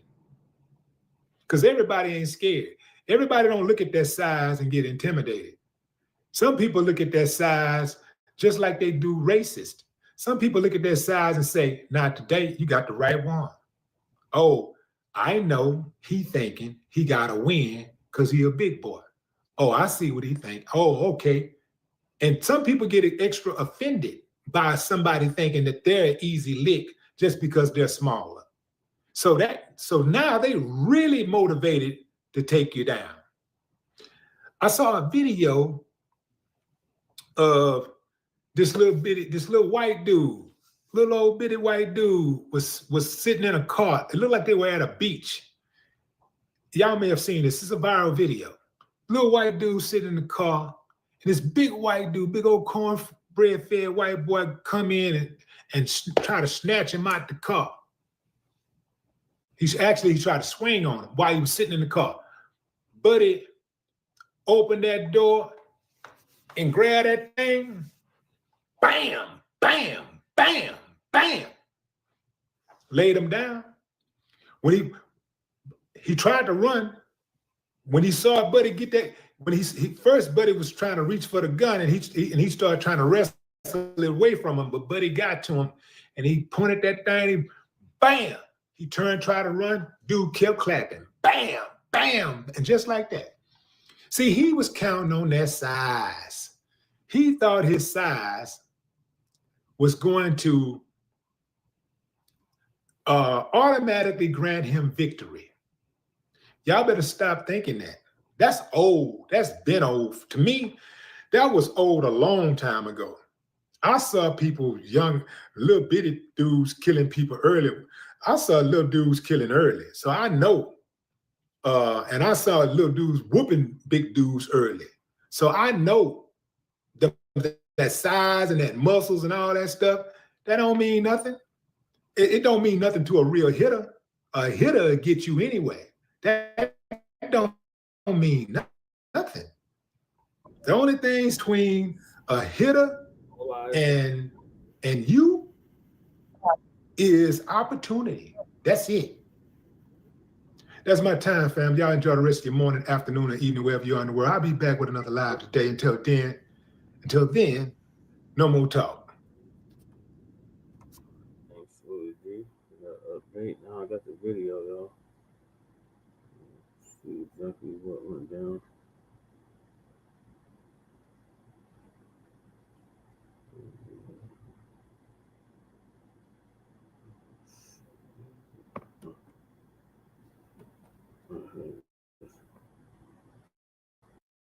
So this is Myron Cheddar Gaines. And this is the brother that he said was 5'6". Willie D was talking about that confronted him while he was doing his show on the street. I mean, my knowledge, a multitude of different places, experience, other people's experiences. I read quite a bit. Talk about your experience. What's your experience with your game? I'm not talking about how many books you read, other people experience. Where your game Oh, I from? quite literally said my game. I said my experience, other people's experience. Experience. Well, I mean, I've talked to more people, more women. I'm explaining Why it you to hate you. black women so much? I Why hate you black. talk down on black women? Talk about your experience. All right, so you clearly have a position here. What is You're your in no position? I hear you. No, well, You I'm no. downplay women. Here's the thing: you hear me, but you're not listening. I answered your question multiple times, You just said, and you want to come to the all conclusion books of. you read, people you know. I'm talking about your experience. I I'm told not here you. to disrespect your black women. I'm just Okay, talking about your experience. I told you. I've dated several women. Talked to them on the podcast. I've talked to more women than any other YouTuber. Okay. What women you dated? What race you dated? Oh yeah, 3,600. We've spoken to 3,600 girls on the show. Talked to thousands of black women. I've dated black women. I understand. A black woman. Yes, I have. Yes. Okay, so that one black woman that you dated discriminate every black woman. Because I watch your shit and I respect you. You got a cool little platform. But I think you're making money off of other niggas' experience. And then at the end of the day, and you sit up here like big old mighty, like, yo, I got experience to downgrade my peoples, my culture. But go ahead. Tell me all the books you read. Yeah. So what's your disagreement then? Do you have like an actual position here? No, until you listen. I respect because what you're saying is you're basically saying, oh, you don't have experience. I'm a black man. My mom is black. My sister's black. I love black women. You tell them. But at the end of the day, you say, and then that you downgrade black women because you're one experience. It's Actually, just like, multiple. Prime example. It's just like a white girl that got took advantage of a black man that don't want to date no black man in the world because that one bad experience he had. That's how you sound like. So anyway, I've spoken to hundreds of black women. I've dated them before, Okay, etc. you talked to Now here's the 100. thing. Okay, are you gonna let me speak? Go ahead, talk. Yeah. So here's the thing, man. I get it. You want to put the cape on and cape for black women, but the reality is, all women have bad habits from here to there, and there's stereotypes. And stereotypes tend to be based on pattern recognition. But you or over. talk down on black women. I talk down on everybody, honestly. It's just that. What's your national land? Where you from? What does that have to do with anything? It has everything to do with Has it. absolutely That race. You got that has nothing to do with anything. Someone's race. If I say something is objectively true or it tends to be true, it doesn't matter what my race is. Do I have to be a mathematician to say 1 + 1 is 2? No, it's an objective fact. The reality is this with black women. On average, they weigh about 187 pounds. They tend to be rude. They tend to be crass. They tend to not respect male authority because a lot of them grow up in fatherless households. So these are stereotypes that tend to happen all the time. Not all the time, but a lot of the time. So that's the new generation of women. Recognition. OnlyFans. It's pattern black recognition. Women, white girls, but you scan as more black women. Again, I'm critical of all races. It's just that But people you tend to target remember. black women. I'm critical of everybody. The thing is that black women tend to be the most sensitive and get the most butthurt about it. They can't take criticism. But you and know then the it's crazy funny. thing is, you Yeah, talk go shit ahead. about black women, all staff is black. Yeah, that means I'm not real. How these niggas work for you? Not a racist. No, we're master, and you enslave black people to work for you, and at the same time you talk shit about their mothers, their sisters, their aunties, their uncles, their families, and they work for you. I don't see not one white staff that work for you. I don't see the black. Black girl right there. What they at? Oh, that one security. Yeah, bro. Yeah. You know, bro, let me be honest with you, bro. This is the problem, right? Talk to me. You came in here and you immediately made it about race. No. Let's have a real conversation here. I want to. No. Black people are the most racist people ever. You came in here and immediately made the conversation about race, talking about race. You guys perpetuate the very stereotypes and the racism that you guys complain about the most. And this is why I make fun of black people too. Now, here's the thing. Y'all look at me and say, oh, you're not one of us. You're not black. I am. I'm African-American by definition. But if you don't want to go ahead and consider me black, fine. I don't want to be with y'all niggas anyway. But the point I'm trying to make is that you made this immediately about race. As soon as you came up, we're knowledgeable women. And I'm like, all right, well, here's my experiences. Oh, well, what's your thing about black women? So you came in here with an agenda to complain about my criticism of black women when I literally criticize everybody. Everybody gets criticized. It just so happens that they tend to get the most butthurt. What are you talking about? Am I done? This is my shit, man. And I respect your shit. This is my shit, bro. What you talking about? Am I done? Like, this is my shit, bro. I get what you shit. But at the end of the day, everything you talk about. Uh-huh. Because you got to understand it. We got a right to, even though our black women ain't shit, but we came out of black pussy. We came out of poverty. This is bro, is our. Let me talk. This is a low I let you IQ talk. argument, bro. Let me This talk. is a low IQ argument. Just because it's Yeah, like I'm low key. No, I said low IQ argument. Why? Because you was in the FBI and you would take a bunch of tests and you this and you got so much. You got one experience when the one black girl that you dated in your whole life of your career. You read a bunch of books. You know a bunch of friends and you know so much of black. You got 2 white employees and now you're not racist. Get the fuck out of here, man. Right. Like I said, you a bigot. Bro. Okay. I watch your shit. Okay. So, well, you disrespect black women. yes, you kick I'm a, here's the thing. I'm a proud bigot, man. Proud bigot, proud racist, sure. I'm glad you said it. Yep. Conversation. Because, hey, somebody's got to call out the fucking monkey behavior, like right now. So this is monkey I'm behavior. a monkey. Yeah, this is a monkey behavior right now. Yeah. Man, you Chimping not out. gonna disrespect Chimping me, out. dude. Yeah, you came up here trying to disrespect, so How it did is I what it is. disrespect you? I'm You just chipping out. telling you what you preach. Yo, you chipping out. You're not making any real arguments. You're just talking about race, blah, blah, blah. This is the problem, that's bro. what you do. This is the problem with niggas, bro. This is the problem with y'all. This is some nigga shit right now. You gonna call me a nigga, but you can't tell me where you from. Are you a nigga? Look, where you from? You watch the show, right? Where you from? Sudan. Family's from Sudan, yeah. Okay, a Middle Eastern nigga. But now it's Middle talking Eastern. shit about black niggas. It's North Africa. Talk about black. It literally means the land of the blacks. You know that, right? But you downgrade black women. What does that have to do shit with about- anything? What does that have to do with anything?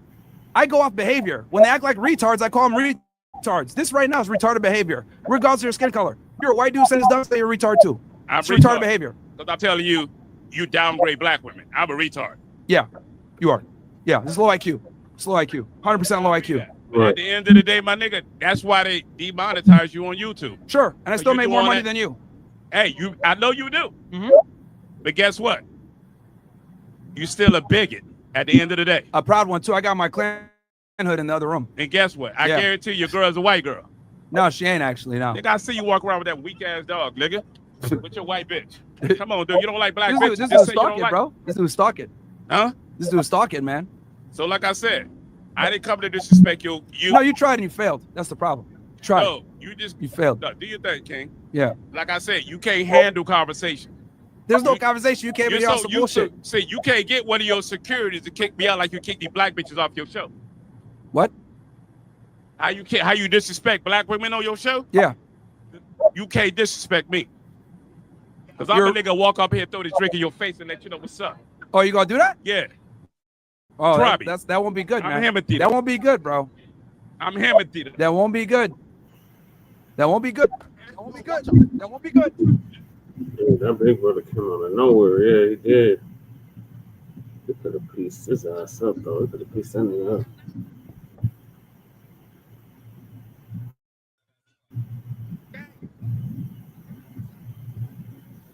For those that are wondering, he's about 5'6".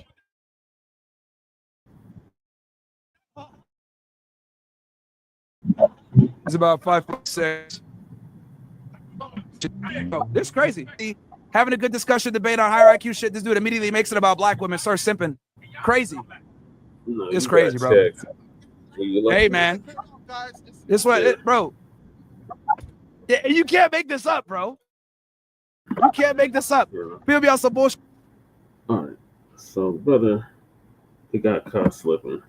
He wasn't expecting that, apparently, when he approached Myron Cheddar Gaines. But still, he could have still pieced that brother up. Myron needs to see checked, like, on site. Cannot stand around FBA. That's right. Illinois, Indiana, Georgia, North Carolina, South Carolina. Myron would get run out of town. That's why he keep his ass in Florida. He will not leave Florida. This is somewhere in Florida, probably Miami, and he will not leave that mug for shit.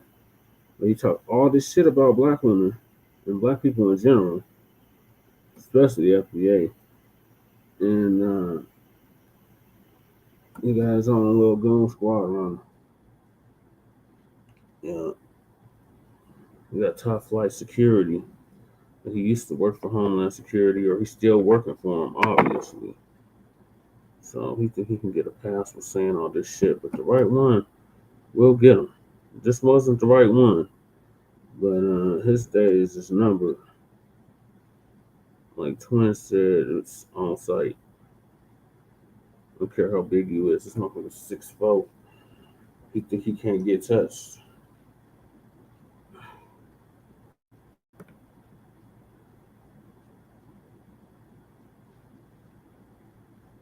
Like Willie D was saying, there's so many just like him that thought because they was 6 whatever the fuck that they couldn't get touched, and they got touched. And we walking on someone right now.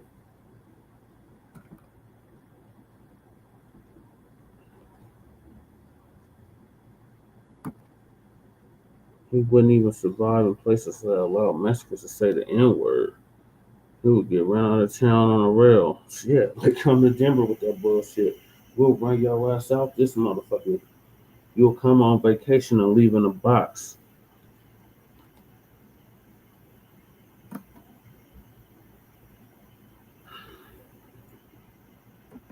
Yeah, the hell with Marvin Tether fucking games. That motherfucker, it's on site, we see that motherfucker. But that's why he keep his ass in motherfucking Miami. He's staying fucking, what is he in? West Palm Beach. Close to the dump. That's where he stay. He don't leave that. Because he already know he'll get murked if he set foot out of it. So that was the video. Shout out to that brother. He just should have came more prepared for for what entourage and security this motherfucker had around him.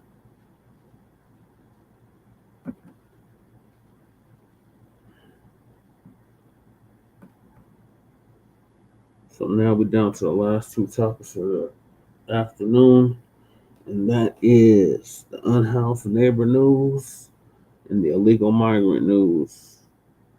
So we'll give you an update on what's happening here in the Mile High Income City.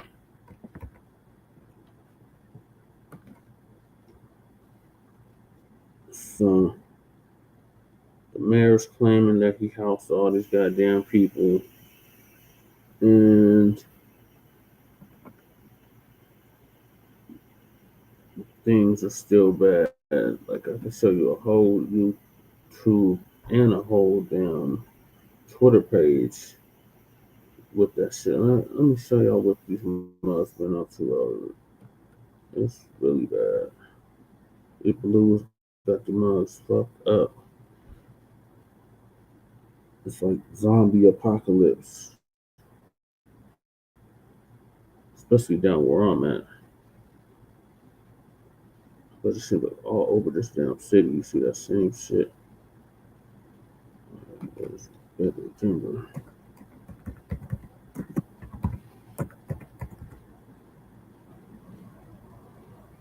Do better, Denver.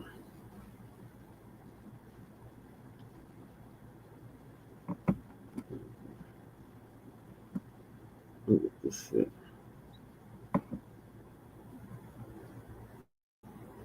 This is on RTD.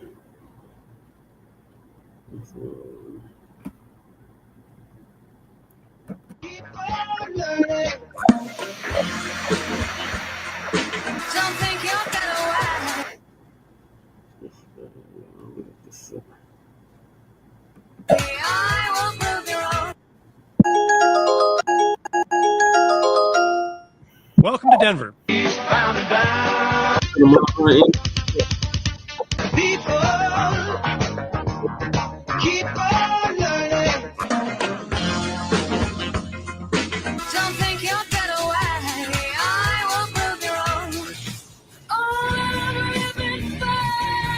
I got dick for days, you got ass for weeks. Don't stop, giddy, giddy. We gon' start this shit alright. All that shit to see, start the game. And I ain't fucking scared of him. What's your claim to fame?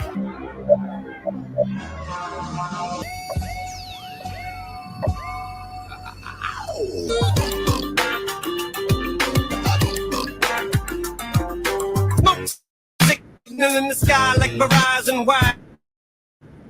A nice environment. Some your body right before I snatch a salute number from my hottie. Yeah.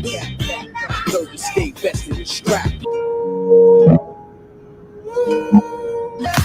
it back to me, sing it back to me now.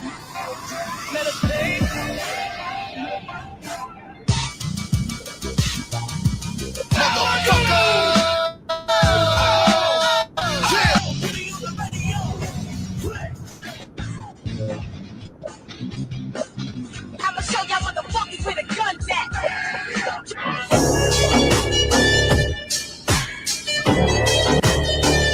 Check it out now. Don't hurt me no more.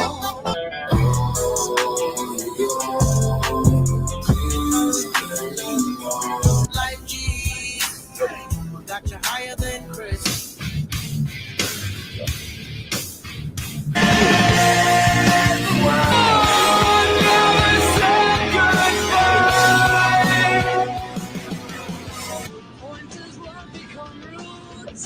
Bro, I'm going down, down, baby. Yo, street in a Range Rover.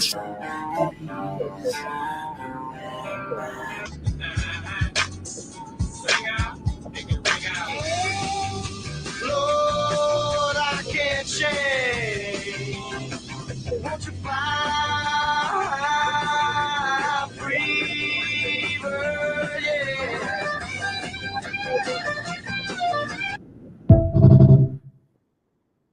So it's not my dog.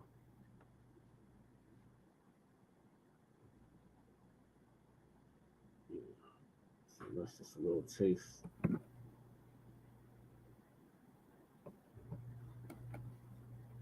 I'm sure they got some more shit.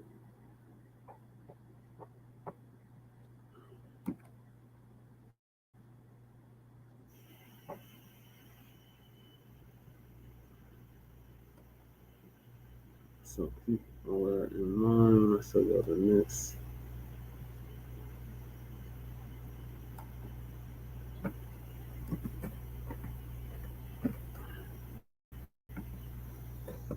Keep all this in mind. The next Mayoral.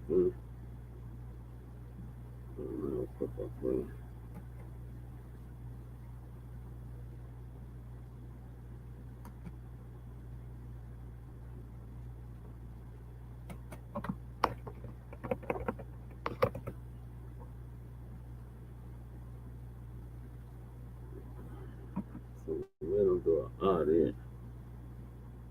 So here's how we should stuff.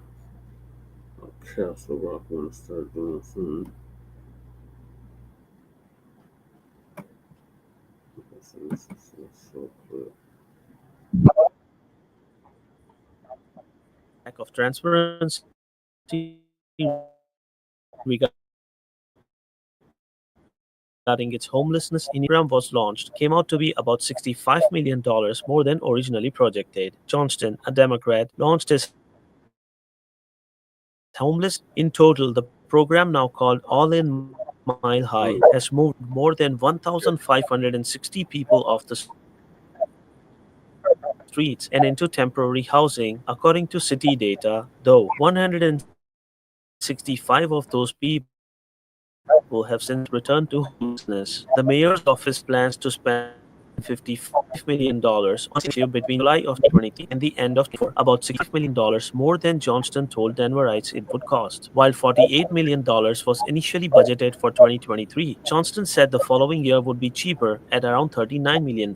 Denver Mayor Mike Johnston's office is being slammed for its lack of transparency regarding its homelessness initiative after new estimates delivered nearly a year after the program was launched came out to be about $65 million more than originally projected. Johnston, a Democrat, launched his homelessness initiative, then called House 1000, on his second day in office. In total, the program, now called All In Mile High, has moved more than 1,560 people off the streets and into temporary housing, according to city data, though 165 of those people have since returned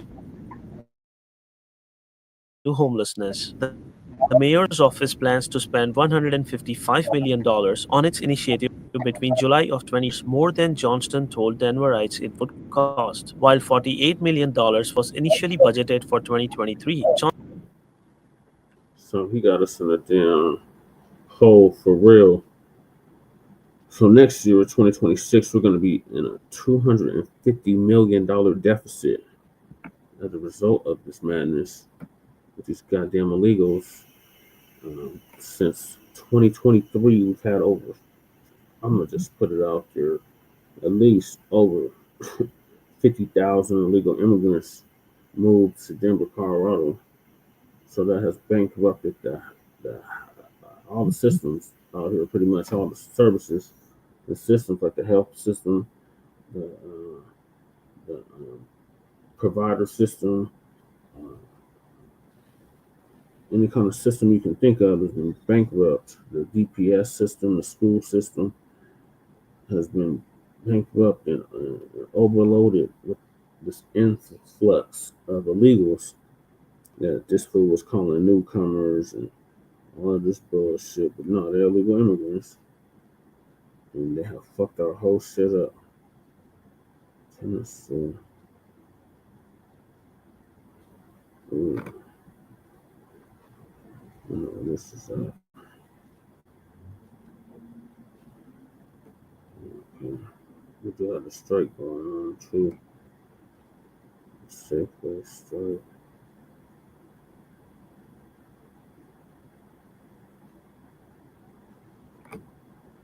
This is what I'm looking for. Okay.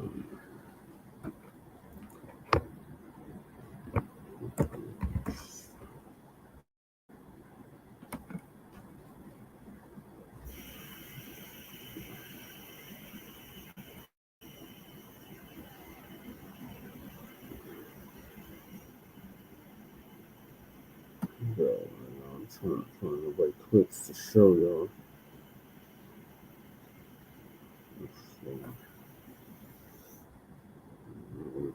Some stuff.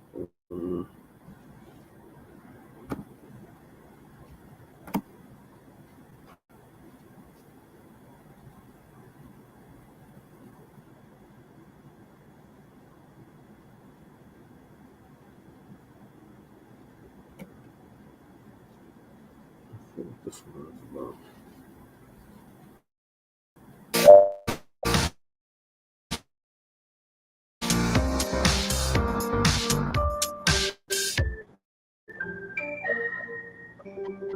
A license plate camera company is changing their rules after our reporting discovered a loophole used to help immigration agents. We have turned on an immigration filter in Colorado. A new campaign ad on our air gets the truth test treatment. The state's crisis line prepares for more callers as a national resource for LGBTQ youth comes to an end. And just before dozens of couples say, I do, they stop to answer our favorite Friday question. What's your good news? The good news of the day on Next. Republicans in Congress are preparing to work through the weekend on a President Trump's big, beautiful bill. The Senate has made some drastic changes from the first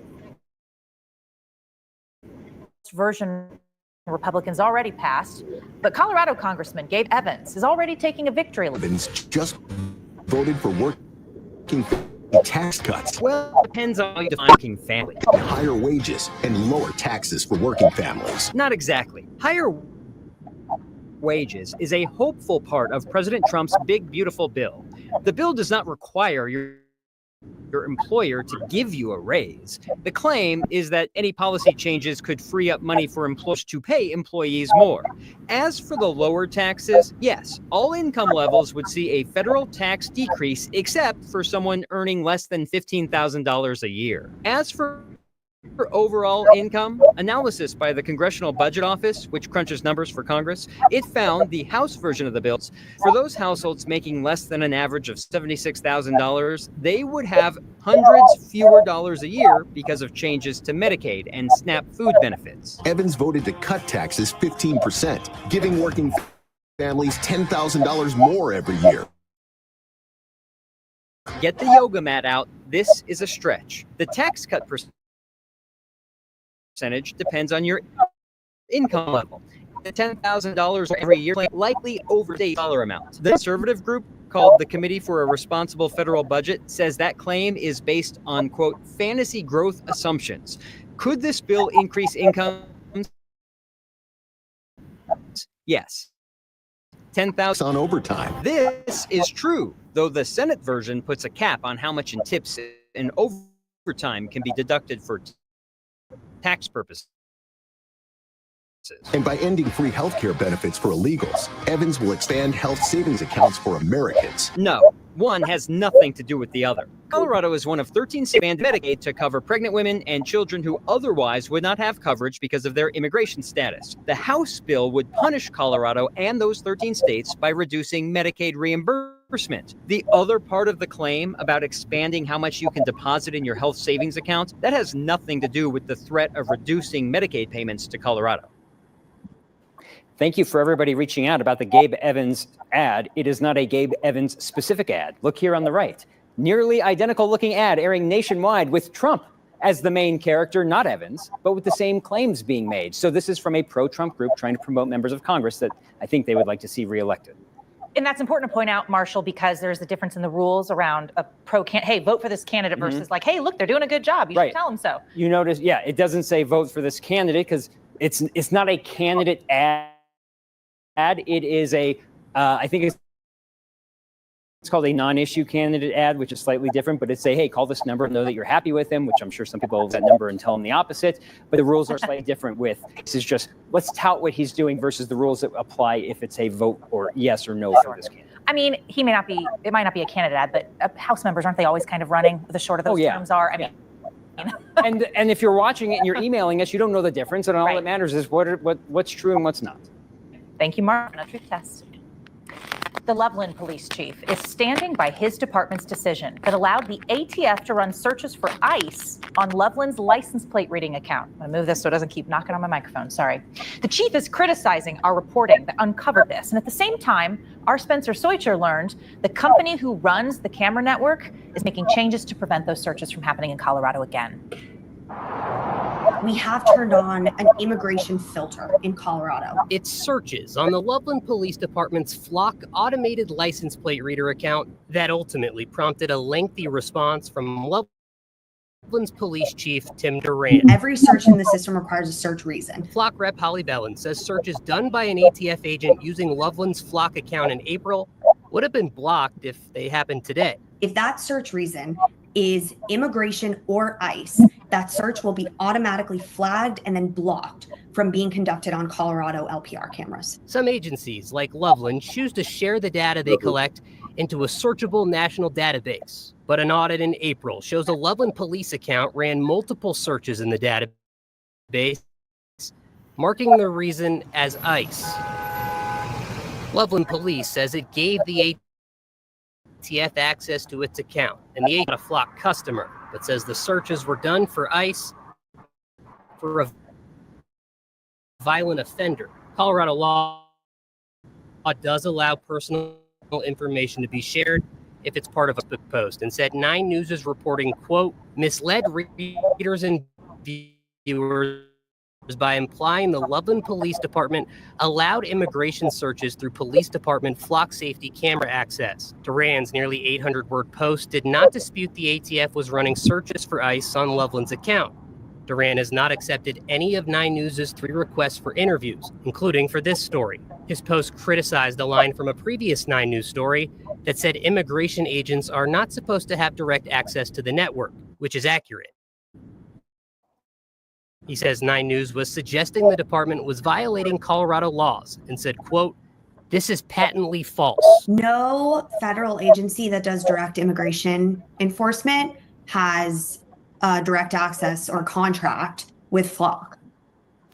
That filter would seem to work effectively if everyone was always honest, right? But it's important to remember that these ICE searches were only visible in the audit because someone actually wrote ICE in the search reason column. There are much more vague terms in there we've discussed, like sus, suspicious, a lot of different things, crime.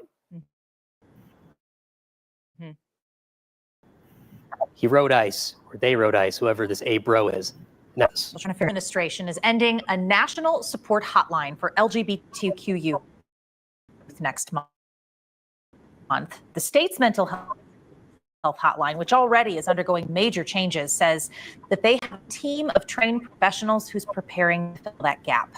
Since 2022, callers to the 988 Sudden Crisis Hotline have had an option. They can press 3 and be directed to a line staffed by counselors trained specifically to assist LGBTQ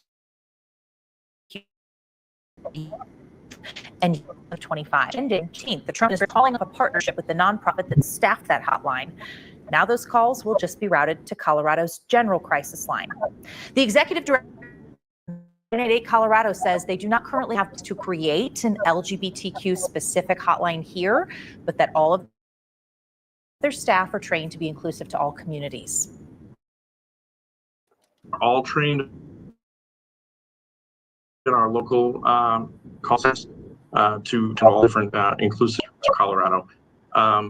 We do not have plans at this point to create a new line within Colorado, similar to the Press 3 option. Our real focus is making sure that 988 Colorado is inclusive of all people and is responsive for all people that are calling in crisis. So this change doesn't come at a great time for 988 Colorado. They're already expecting increased call volume when they merge with another state crisis line next week. They expect even more calls once that Press 3 option ends. There are also other specialized mental health resources available for Colorado's LGBTQ community. This week, you have pitched in to help them continue. Here's Phil with an update on this week's Word of Thanksgiving campaign.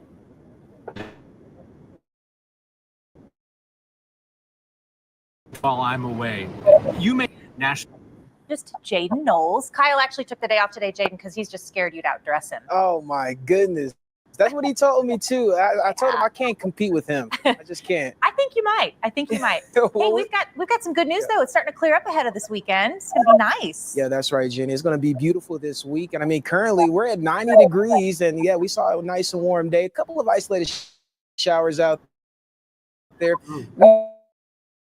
We knew that this was going to have the Eastern Plains. Basically, you can see just north of I-70. This hell's dying out, and the reading still really. Advocates, including the Mayor's Bicycle Advisory Committee, want those changes reversed. 2 years ago, after the original installation, Dottie has now removed most of those bollards. Those are those short white posts, that like keep the cars out of the bike lanes. Now they've got a new design they're testing, adding Zikla zippers. They look like small little curbs. The city says they didn't like how the bollards look downtown, and they're really hard to maintain. The last year's worth of maintenance records show 25 of the 485 bollards had to be replaced or repaired. Those repairs cost the city about $2,700. Here's the thing though, removing those bollards is a $200,000 job. Bike advocates say it's really a confusing use of the city's limited funding for bike infrastructure. Dottie says they're playing the long game, developing a new design that can be used to protect future bike lanes. In our next conversation, photojournalist Chris Hansen sat down with Dottie's executive director, Amy Ford. Dr. Ford, thank you for taking the time today. It's only been two years since this lane was installed. Why weren't these aesthetic conversations happening prior to in that initial design? I think in the initial designs, this was part of our rapid response. With the previous administration and others, we had a goal of deploying over 150 miles of bike lanes throughout the city. And so the goal was to move in, do it fast, and cost efficiently. As you go moving past that phase, we're continuing to look about how we move it down the continuum of This is a step towards more concrete, more hardened infrastructure on bike lanes across the city. Yeah. There's been such criticism of the change. People that use the lanes are not seeing it as an upgrade. Well, the protected bike lane is there. It's safe. We have the Zikla environment. I think that how people use the lane hasn't changed. I think that some have asked a question about, well, whether or not there could be a concern that vehicle bollards in between. And I think one of the things that we're looking at is we're continuing to monitor that particular design, sort of how we've decision to make a change Yeah. and the lack of public engagement around it. No, we did talk about this. So we talked about it in regards to our 2025 work plan. We talked about it at council meetings. We talked about it with the bicycle advocates. So we had those conversations. The exact design on how we did it on Blacc and Market, no, I don't think we talked about that specifically. But no, we were very open and transparent in the fact that we were starting to look at context-sensitive solutions.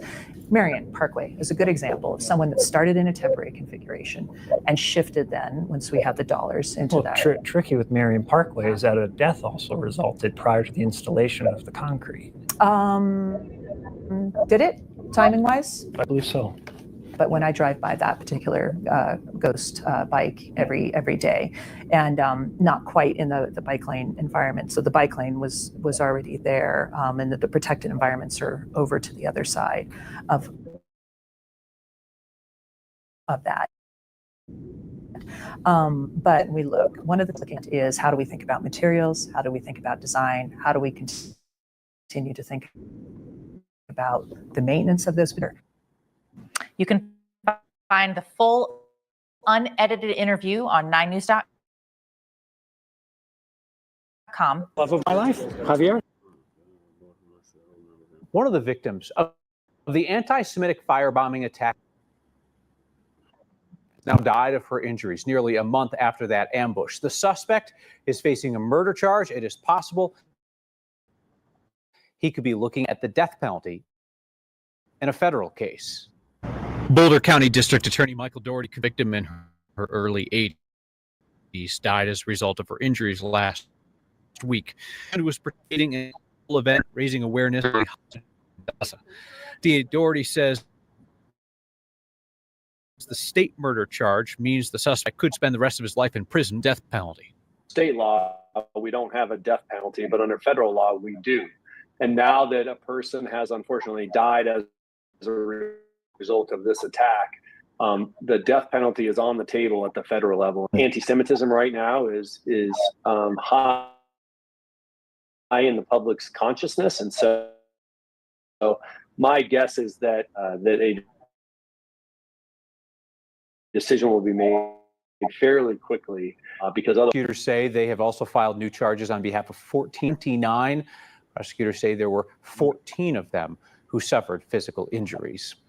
Karen Diamond was a mother, she's a grandmother, a beloved member of her community. She was at that weekly march for the first time the day she was attacked. Our Mark Salinger shares more about her from some of the people who knew her best.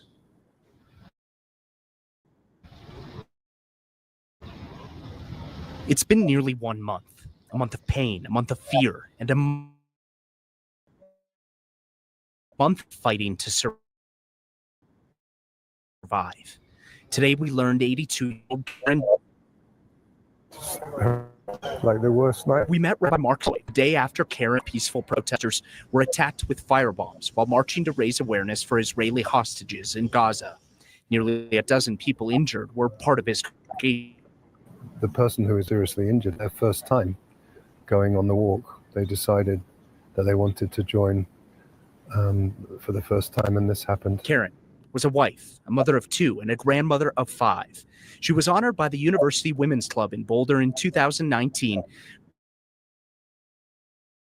for her contribution. They described her as loving, courageous, and welcoming. We're like a big family, so we're all just feeling broken. As her family and friends continue to mourn today and ask for privacy, we look back on the words they've shared about her and the other victim past month. There was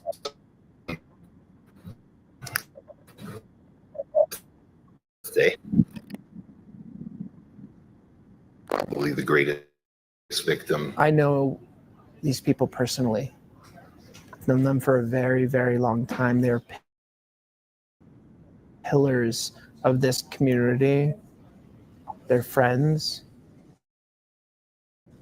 By Mark Solway, who you heard from us, of our beloved family member and friend. Karen died last week, and there was a private burial with her family. We understand that heightened sensitivity about the way that some of these families have been treated by members of the media. Absolutely, and that's why we chose to use some of those old sound bites and old interviews with the rabbi instances and situations over the past couple of weeks in which reporters have shown up not from our station, but have shown up at people's houses, at victims' houses, calling the rabbi's cell phone, show up at the house, and that would put everybody on edge in the middle. It makes it that much worse. It's extremely understandable. Obviously, sure, they're asking for privacy right now. Yeah, absolutely. Privacy and security. Mark Challenger, thank you. The state is offering extra security funding for nonprofits with increased risks of threats, including synagogues, mosques, and other places of worship, to cut security costs at nonprofits. This year, the state's tacking on an extra $250,000 for spots with urgent security needs. Nonprofits can apply for the funding through the state's security grant program. They're only eligible if they weren't granted funding from the federal program. Honesty, of course. So I got to tell you, we are having some pretty serious technical issues here at 9 News tonight. It's issues with playing video on the air, which would not be a big deal. Some of our wildly smart colleagues have actually rigged up this system in the other room with a pile of cameras all lined up, and they are people like physically hitting play on video cards every time it's going to be rough around the edges. I wanted to just say that up front so you know what's going on behind the scenes today. We'll try to make it as seamless as possible for you at home, but it will not be seamless. Speaking of things that aren't going real well, state of Colorado wants to claw back nearly $60 million in funding from public hospitals, many of them small rural hospitals that are already struggling to survive. That funding is likely going to be rediverted to private hospitals like UC Health because they just won a legal battle with the state's Medicaid agency. The state just alerted 29 public hospitals across Colorado about these funding changes late last week. UC Health had sued the state over how 2 of its hospitals were reimbursed by the state's hospital provider fee. UC Health won that lawsuit, and the state is asking for money back from Denver Health and 28 other hospitals so they can redo the math to pay UC Health and other private outfits. We cannot lose any more hospitals in our system. We already have 25 counties that have maternal health care deserts. It impacts every Coloradoan in this state when we have hospitals that fail. There are hospitals like Denver Health, for example, that are going to lose out on $15 million, or smaller rural hospitals that could lose out from anywhere to $1 million to $5 million. They may end up closing their doors because of this. Is that money to leverage federal matches? The hospitals that care for the most Medicaid patients are then supposed to get more reimbursement out of that fund. A lot of Colorado's rural hospitals are already feeling the financial pressure, especially as the Republican budget bill moves through Washington and threatens to cut Medicaid. House Republicans have already passed new work and education requirements for able-bodied adults who are covered by Medicaid, including a provision that restricts states from taxing some healthcare providers to help fund Medicaid in underserved communities. It's not clear whether the proposed changes will make it through the Senate, as even some Republicans on cost savings of it. You catch that little giddy up there? We're doing our best. Hold on tight. Today, Senate Republicans tried and failed to pass an amendment that would decrease Medicaid funding to states like Colorado that allow coverage to women and children in the U.S. without legal authorization. This is all happening on the fast track because President Donald Trump demanded that his agenda be passed by Republicans in Congress no later than the 4th of July. So as we talk about federal funding cuts, I want to bring in meteorologist Chris Bianchi for kind of an extended conversation, how cuts to NOAA impact the work that you do to try and keep Coloradans safe. Yeah, I think that's important, Kyle, to kind of delineate what is happening with Colorado weather. So let's start things off with the main impact. You've probably heard about this before. The main impact, there are different sites on average, but those are no longer being sent up, which likely means that those weather forecast models are not. It means that weather forecasting a little bit, and that means reduced also National Weather Service offices. They're usually 24/7. However, a couple of offices, there are 4 here in Colorado. The Goodland office, which covers 3 counties in eastern Colorado, that one is no longer 24/7, and there's reduced overnight staffing at all the Weather Service offices here across the state. And there's no fire weather meteorologist. So if a fire were, there's a meteorologist there that is guiding firefighters about where to go.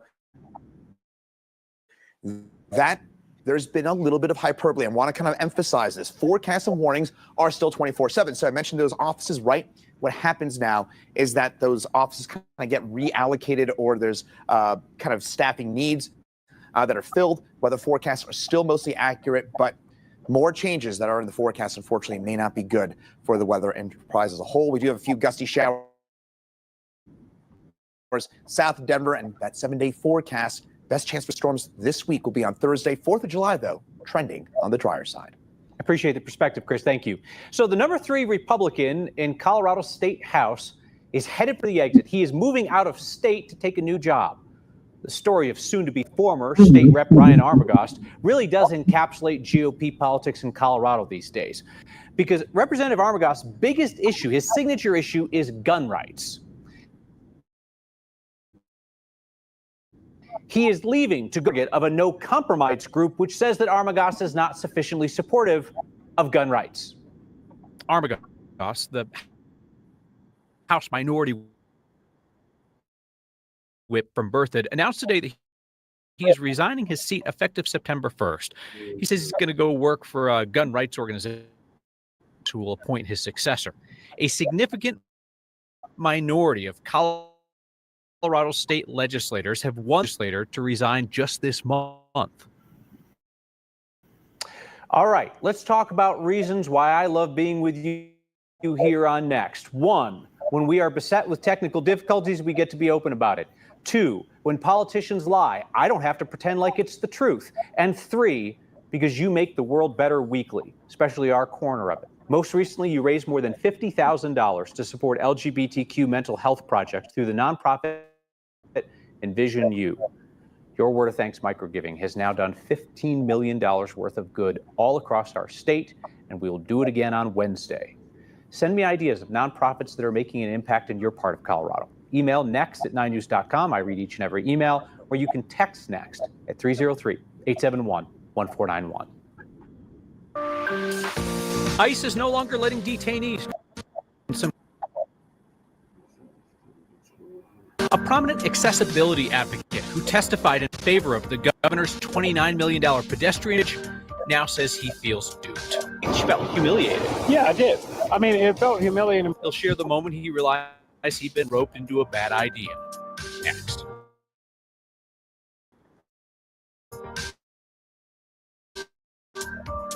To appear for court in person in Adams County or Denver. They now have to show up by video. It's a huge shift in policy that the ADCO sheriff says is bad for everybody, defendants, victims, and the judicial process as a whole. The sheriff spoke with our Angeline McCall.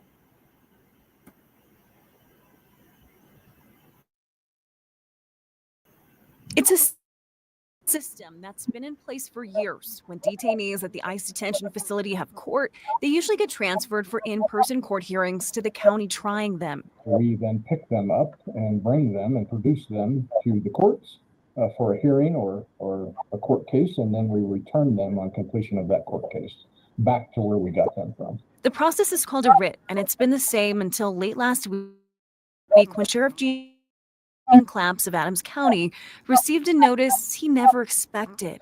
The explanation of the letter that they were no longer going to allow writs any longer with any ICE agency or ICE detention facility. ICE says the Adams County Sheriff's Office released inmates that should have been returned to their custody.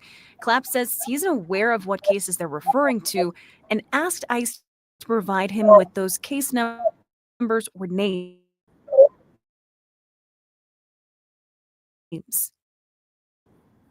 And like I explained, in the state and the federal government, where it's not us that's causing these issues. ICE will allow detainees to appear virtually only, not in person, notifying not only Adams County, but also Denver County of the same policy. What I see is this posing a huge problem to the judicial system and to victims and victims' rights of making sure that the suspect is actually there in front of them while the court proceeding is occurring. Changes to policy, Clapp says, is bad for defendants and victims. You have all the victims, witnesses, and the offenders that have their debut in court that this is going to affect.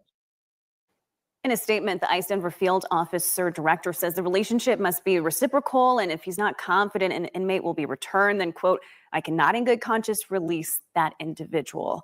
Again, Claps wants to know what cases they're referring to when they say that their office did not honor these writs. Kyle? That's the thing that I don't get. Like, is this coming from a specific case? Like, are Denver and Adams County disappearing people so that ICE can't find them?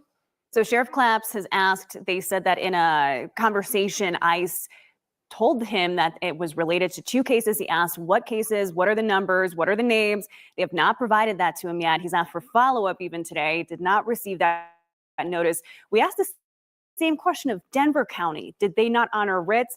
ICE said that recently they have honored writs. So, that leads the question as to why are they included in this notice as well? Well, ICE is picking fights with a lot of sheriffs for, well, I'm not going to say for publicity. It's getting publicity. Jeffco, ADCO, and now Denver. Something to watch. Angela McCall, thank you. Listen, errors and foul-ups happen. Sometimes a television station's video playback system fails catastrophically. And sometimes a governor tries to build a $29 million pedestrian bridge for no good reason. When we return, we'll hear from an accessibility advocate who testified in favor of the bridge and now says he feels humiliated and used. That's next. The governor's office is pushing ahead with plans for a $29 million pedestrian bridge project on the front lawn of the state capitol, despite struggling to find people who support that project. 2 people testified in favor of Governor Polis's bridge at a Capitol committee recently. One, a school teacher, declined to tell us on the record who had arranged for her to testify. The other person, a well-known accessibility advocate, reached out to me afterward to say that he felt humiliated and used by the governor's office. You've worked on accessibility projects around Denver for a long time. Yes. Do you regret testifying in favor of the governor's pedestrian bridge project? Most definitely. Stuart Tucker Lundy says the governor's office arranged for him to testify in favor of 29 pedestrian bridge by appealing to his years of work advocating for accessibility. Lundy says it wasn't until he was in the committee room that he realized that accessibility was an afterthought of the governor's legacy project, just one of many shifting reasons offered for the project as it's faced public scrutiny. But as I sat there, I knew I had messed up. You realized in the room? Oh, yes. Oh, most definitely. He called me the next day to say he felt humiliated and used. But I did feel used a little bit.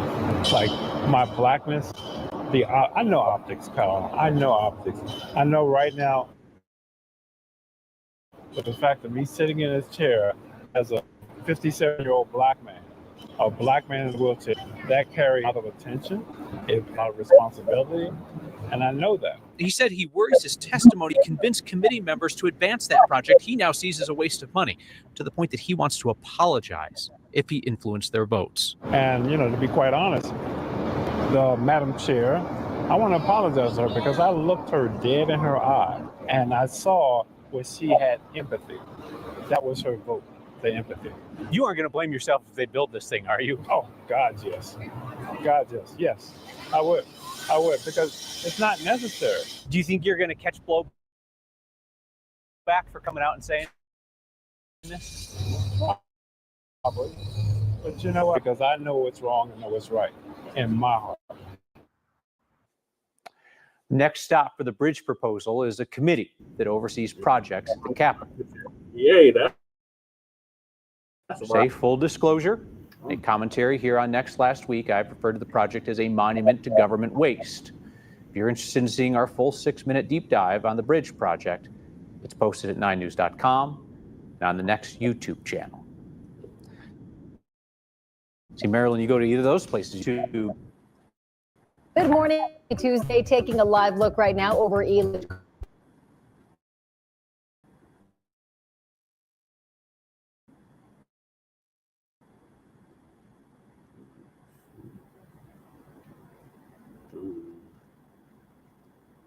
Easy breezy if you're taking 6 this.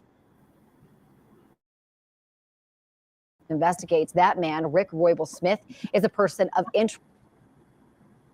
His cellmate Monday morning in the Denver jail may also be responsible for a pair of deadly stabbings just the day before in Aurora. Sources close to the investigation tell news of interest in those stabbings. Aurora police said both people who were stabbed Sunday were stabbed in a similar manner, just a couple of blocks apart on Colfax, arrested for DUI. Denver police say overnight he attacked his cellmate, strangling him to death inside the downtown Denver detention center. Sources tell Line News investigates that man, Rick Roybal Smith, is a person of interest in the deadly stabbings in Aurora. While the motive is not known, Kathy Alderman with Colorado Coalition for the Homeless says this is the type of violence people on the streets fear. It's not uncommon for people experiencing homelessness to have crime perpetrated against them simply because they're outside and they're accessible. 9 News investigates confirmed Roybal Smith is currently on parole for a series of felonies out of Arapahoe County. He was sentenced to 12 years in prison in 2016 after pleading guilty to vehicular assault. Prison sentence after pleading guilty to felony menacing. This morning, we are learning the names of the 2 firefighters killed in an ambush attack in Idaho. Battalion Chief John Morrison and Battalion Chief Frank Harwell and firefighters. Meanwhile, Coeur d'Alene Fire Department engineer Dave Tisdall remains in critical condition. Officials shared more information about the suspected shooter, 20-year-old Wes Rowley, who they say died after shooting himself. The sheriff's office says that he posted this picture shortly on Instagram before the attack. He intentionally started a brush fire before opening fire on foot. Tragedy took place. Right now, behind the scenes, there's a lot of work going on to really understand who this individual is and what motivated them to carry out this attack. Officials say that with his criminal records. In a statement, the staff of the suspect said that he and his family do not understand why the incident occurred. Brian Koberger has agreed to plead guilty to murdering 4 University of Idaho students. It's part of a deal with prosecutors to avoid the death penalty. Several media outlets report the news was delivered to families of the victims in a letter. Koberger is accused in the stabbing deaths at a rental home near campus in Moscow, Idaho, in November of 2022. The now 30-year-old, then a criminal justice graduate student at Washington State University, was arrested in Pennsylvania weeks after the killings. Yeah, but it's too late for me. You know, we fucked up. It was too late, though. $1,000 in additional funding will boost security for emergency management and would support 21 applicants in Colorado's nonprofit security grant program. Yeah, Fox 31 Shaw Turner spoke to the governor about why funding is being added now. She's joining us live from the Capitol tonight with more on this. Shaw. Well, Fox 31 learned that hate crimes against the Jewish community are at the highest numbers ever recorded by the FBI. And this additional funding will help to protect all places of worship. Colorado respects everyone. It's a Colorado for all. Yet, as seen in Boulder on June 1st, to random vandalism. Fox 31 obtaining this surveillance video showing a suspect throwing rocks at the Ora Avner Community Center in Aurora on March 30th, breaking windows and causing other damage. The FBI reports crimes against Jewish organizations, events, and places of worship rose 63% between 2022 and 2023, with a total of 33 religion-based hate crimes reported in Colorado in 2023. And many people are worried about whether they, their kids, their families can safely go to synagogue, to church. Governor Jared Polis tells Fox 31, in an effort to protect those in the community who face ongoing threats, $250,000 in immediate additional funding will be made available, along with a way to fast-track the existing nonprofit security grant program. We want to make sure people are safe if they're at synagogue, church, mosque, when they're at a religious event in a town square. We want to make sure that they have that peace of mind. The additional $250,000 in funding comes from state dollars used for emergent needs established as part of the COVID-19 recovery effort. Very divisive public discourse and political rhetoric is having consequences. And the Anti-Defamation League tells Fox 31 the funding is crucial to maintaining public safety. Houses of worship are places that provide space for community meetings and gatherings. Many of them have schools and preschools and daycare centers. Some serve as voting centers or polling places. It prevents our emergency responders from having to respond to cases that we could hopefully try to prevent or at least limit the extent of the harm caused. The funding that comes from the program can be used for security staff, equipment, and training, and should be rolled out within the following weeks. Shawl Turner reporting live at the state capitol tonight, Fox 31. All right, Shawl, thank you. New here 9. Unbelievable video of someone in a car firing shot after shot from right in the middle of this Aurora neighborhood. Yeah, the neighbor who sent us this video says a bullet landed just inches away from a crib. Nate Belt is joining us live in Aurora tonight with a closer look. Nate?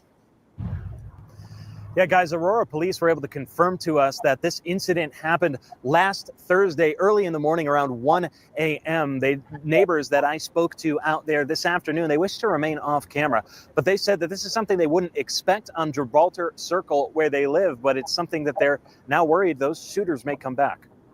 Viewer video from their security camera shows it started as a quiet night until this.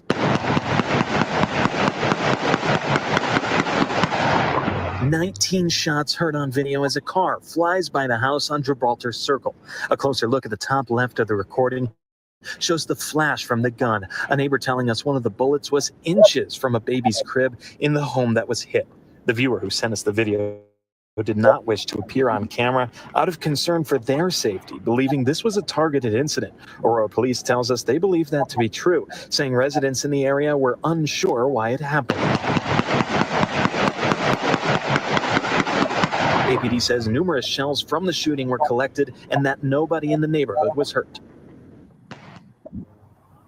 Aurora police tells us now that the investigation is in the hands of the District Investigation Bureau. Reporting live from Aurora tonight, Nate Belt, Fox 31. All right, Nate, thank you.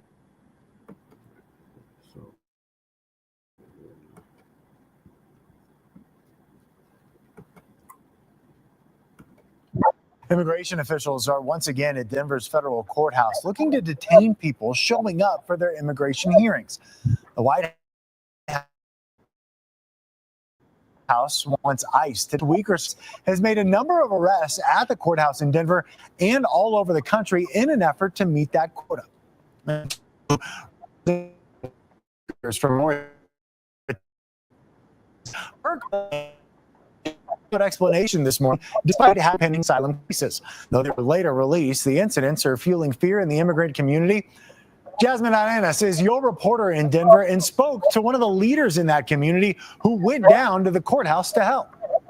In the wake of growing fears among Martinian asylum seekers, one local leader is stepping up. I just came here to make sure that they're safe. Abu Jiab has lived in the U.S. for 5 years. Once an asylum seeker himself, he now advocates for others fleeing political persecution, torture, and discrimination in Martini. Every single person that I know in Denver, coming from my country, has a reason to leave Mauritania. Discrimination is something that we are subjected to. On Tuesday morning, dozens of Martinian nationals appeared in court with pending asylum cases. An immigration attorney says the government dismissed 2 of her clients' cases. Judge denied those motions, according to the attorney, after clients were taken by ICE agents for questioning, despite having legal representation present, eventually being released. Advocates say these are aggressive tactics used by ICE to intimidate and circumvent due process. Jiab agrees. If we continue to observe ICE officers, immigration officers coming to the court, so it may like cause these people to be afraid to come to their court date. A DHS spokesperson tells CBS Colorado, quote, most aliens who illegally entered the United States within the past 2 years are subject to expedited removals.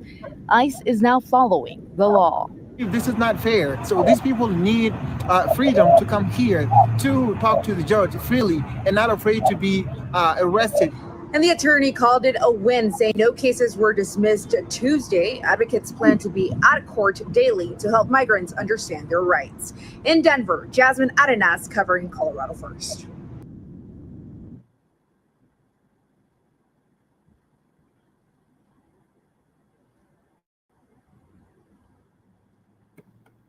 Today, several new state laws are now in effect. One of those puts some pretty big restrictions on owning guns here in the state of Colorado.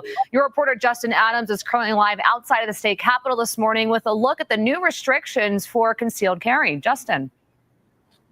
Well, good morning, Ashley. Well, Emily Sirota, who is a representative for the Democrats, said that this law is crucial. It's setting up firearm dealers for success to help reduce gun violence and crime in our communities. Starting today, gun owners must, quote, demonstrate competence with a handgun in order to renew their permit. The law requires handgun owners to take a training class unless they're a member of the military, police, or participate in shooting competitions. Governor Jared Polis signed the law last year, which also bans bump stocks and increases background checks. Last week, we saw more people visit the permitting office in Douglas County as gun owners try to comply with the new law. Over last year, we saw about a 330% increase in new permits. Renewals, a 663% increase. Now, CBS Colorado also spoke with several individuals in line last week, and there was one man who wasn't too happy about it. He said he believes the new law is a violation of his rights. And we're going to take a full look at the rest of the different laws, and there's more than 10 of them that go into effect today. We'll let you know all about them coming up at 6:30. In Denver, your reporter Justin Adams covering Colorado First. Justin, thank you. We are committed to covering Colorado First, and there is a new option for people searching for affordable housing in Commerce City. The South Platte Crossing Apartments is located near the Commerce City and 72nd Avenue RTD station. Your reporter Kennedy Cook introduces us to a family that's excited to move in.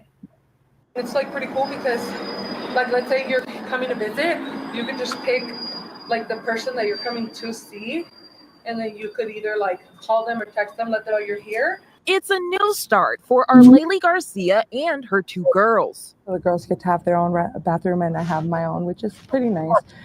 So they won't get into my stash of things like my makeup and stuff like that. Arlely has secured a 3-bedroom, 2-bath unit and was the first resident to move into the South Platte Crossing Apartments, Commerce City's newest affordable housing development. It was several months because I applied when they were still building it. Arlely works across the street from these apartments and watched it all come together. It was kind of cool to see, since I would come to work right next door, to see how the building progressed. South Platte Crossing Apartments will provide 60 affordable apartments for individuals and families earning 30% to 80% of area median income. The development has created $28 million of economic activity in Commerce City and an estimated 200 new jobs via construction.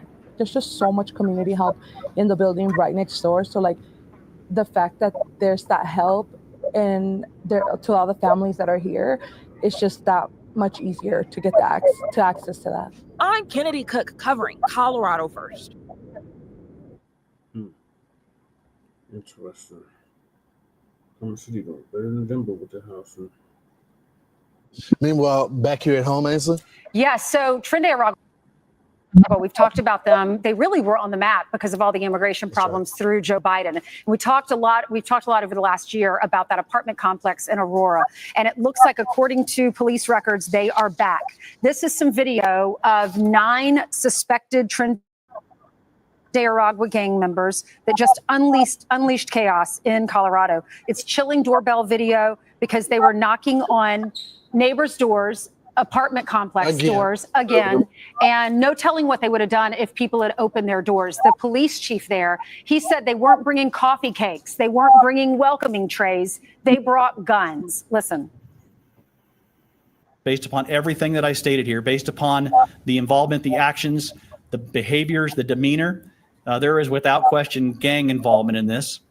And again, we are going to hold those individuals accountable. So will we see protests here? Like, are y'all going to block ICE and the federal agents that want to arrest these bad guys? Are y'all going to link arms with them when they try to take them into custody? They are on the wrong side of this. And Brian, it just reminds me of that major moment when J.D. Vance is on ABC and he was told it was just a few apartment complexes. President Trump was actually in Aurora, Colorado, talking to people on the ground.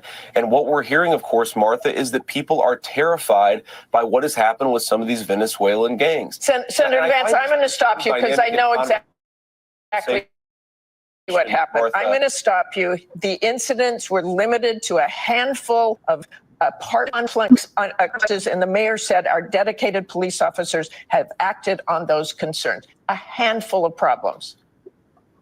Only, Martha, do you hear yourself? Only a handful of apartment complexes in America were taken over by Venezuelan gangs, and Donald Trump is the problem and not Kamala Harris's open border. Americans are so fed up with what's going on, and they have every right to be. And I really find this exchange, Martha, sort of interesting because you seem to be more focused with nitpicking everything that Donald Trump has said rather than acknowledging that apartment complexes in the United States of America are being taken over by violent gangs. Okay, let's just end that with they did not invade or take over the city, as Donald Trump said. I want to move on to just a few apartment complexes, no big deal. A few apartment complexes that the mayor did not see was invading the entire city. I want to move on. She says. Of course she does. The T-shirt was, do you listen to yourself? Right. You listen to yourself. This is so unbelievable. Number one, if the mayor doesn't have a problem with that, he should resign immediately. Right. And the governor to deny and think that Donald Trump's the problem, you have no business in that position, Governor Polis. And now that they're back, TDA, this is what the president's already made clear when he said in LA, you can't control those riots. I'm sending in, and by the way, posting. Now he says, you have a problem in Chicago? I'm going to send there. Now, Mr. President, if he's watching right now, you still got the same problem, but now you're president. Yeah, and imagine, so if this mayor and these police people won't take it, that you send the National Guard in right there. Imagine living in this building.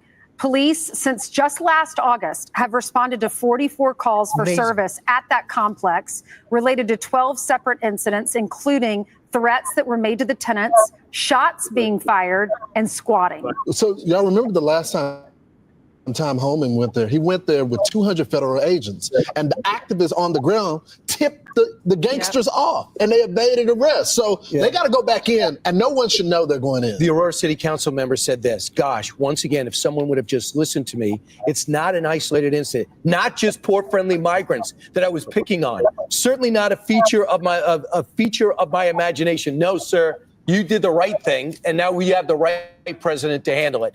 I'm Steve Ducey. I'm Brian Kilmeade. And I'm Ainsley Earhart. And click here to subscribe to the Fox News YouTube page to catch our hottest interviews and most compelling analysis. Make sure y'all subscribe to Frontline Black News. All right.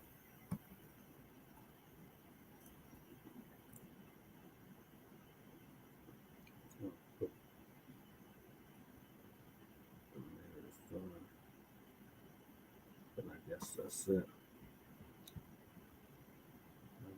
Exhausted my cues, so that must be it.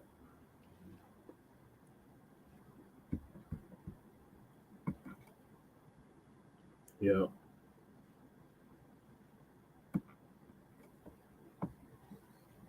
So appreciate y'all tapping in for this mid-afternoon stream. Join us in about 2 hours. A little over 2 hours for Shabaka's Black Experience Enhanced. So we'll see y'all then. In the meantime, make sure y'all like and subscribe to all of our platforms. Frontline Black News on YouTube and Facebook. The Revolutionary Agenda on YouTube and Facebook. And Shabaka's Black Experience Enhanced on Facebook and Twitter.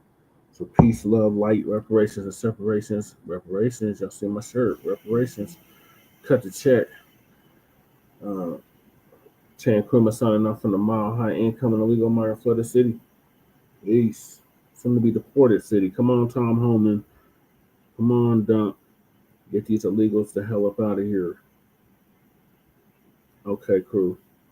I will do that. The Informant Media. And yeah, okay. Hit me up, crew. We going live in about, like I said, a little over 2 hours. Peace.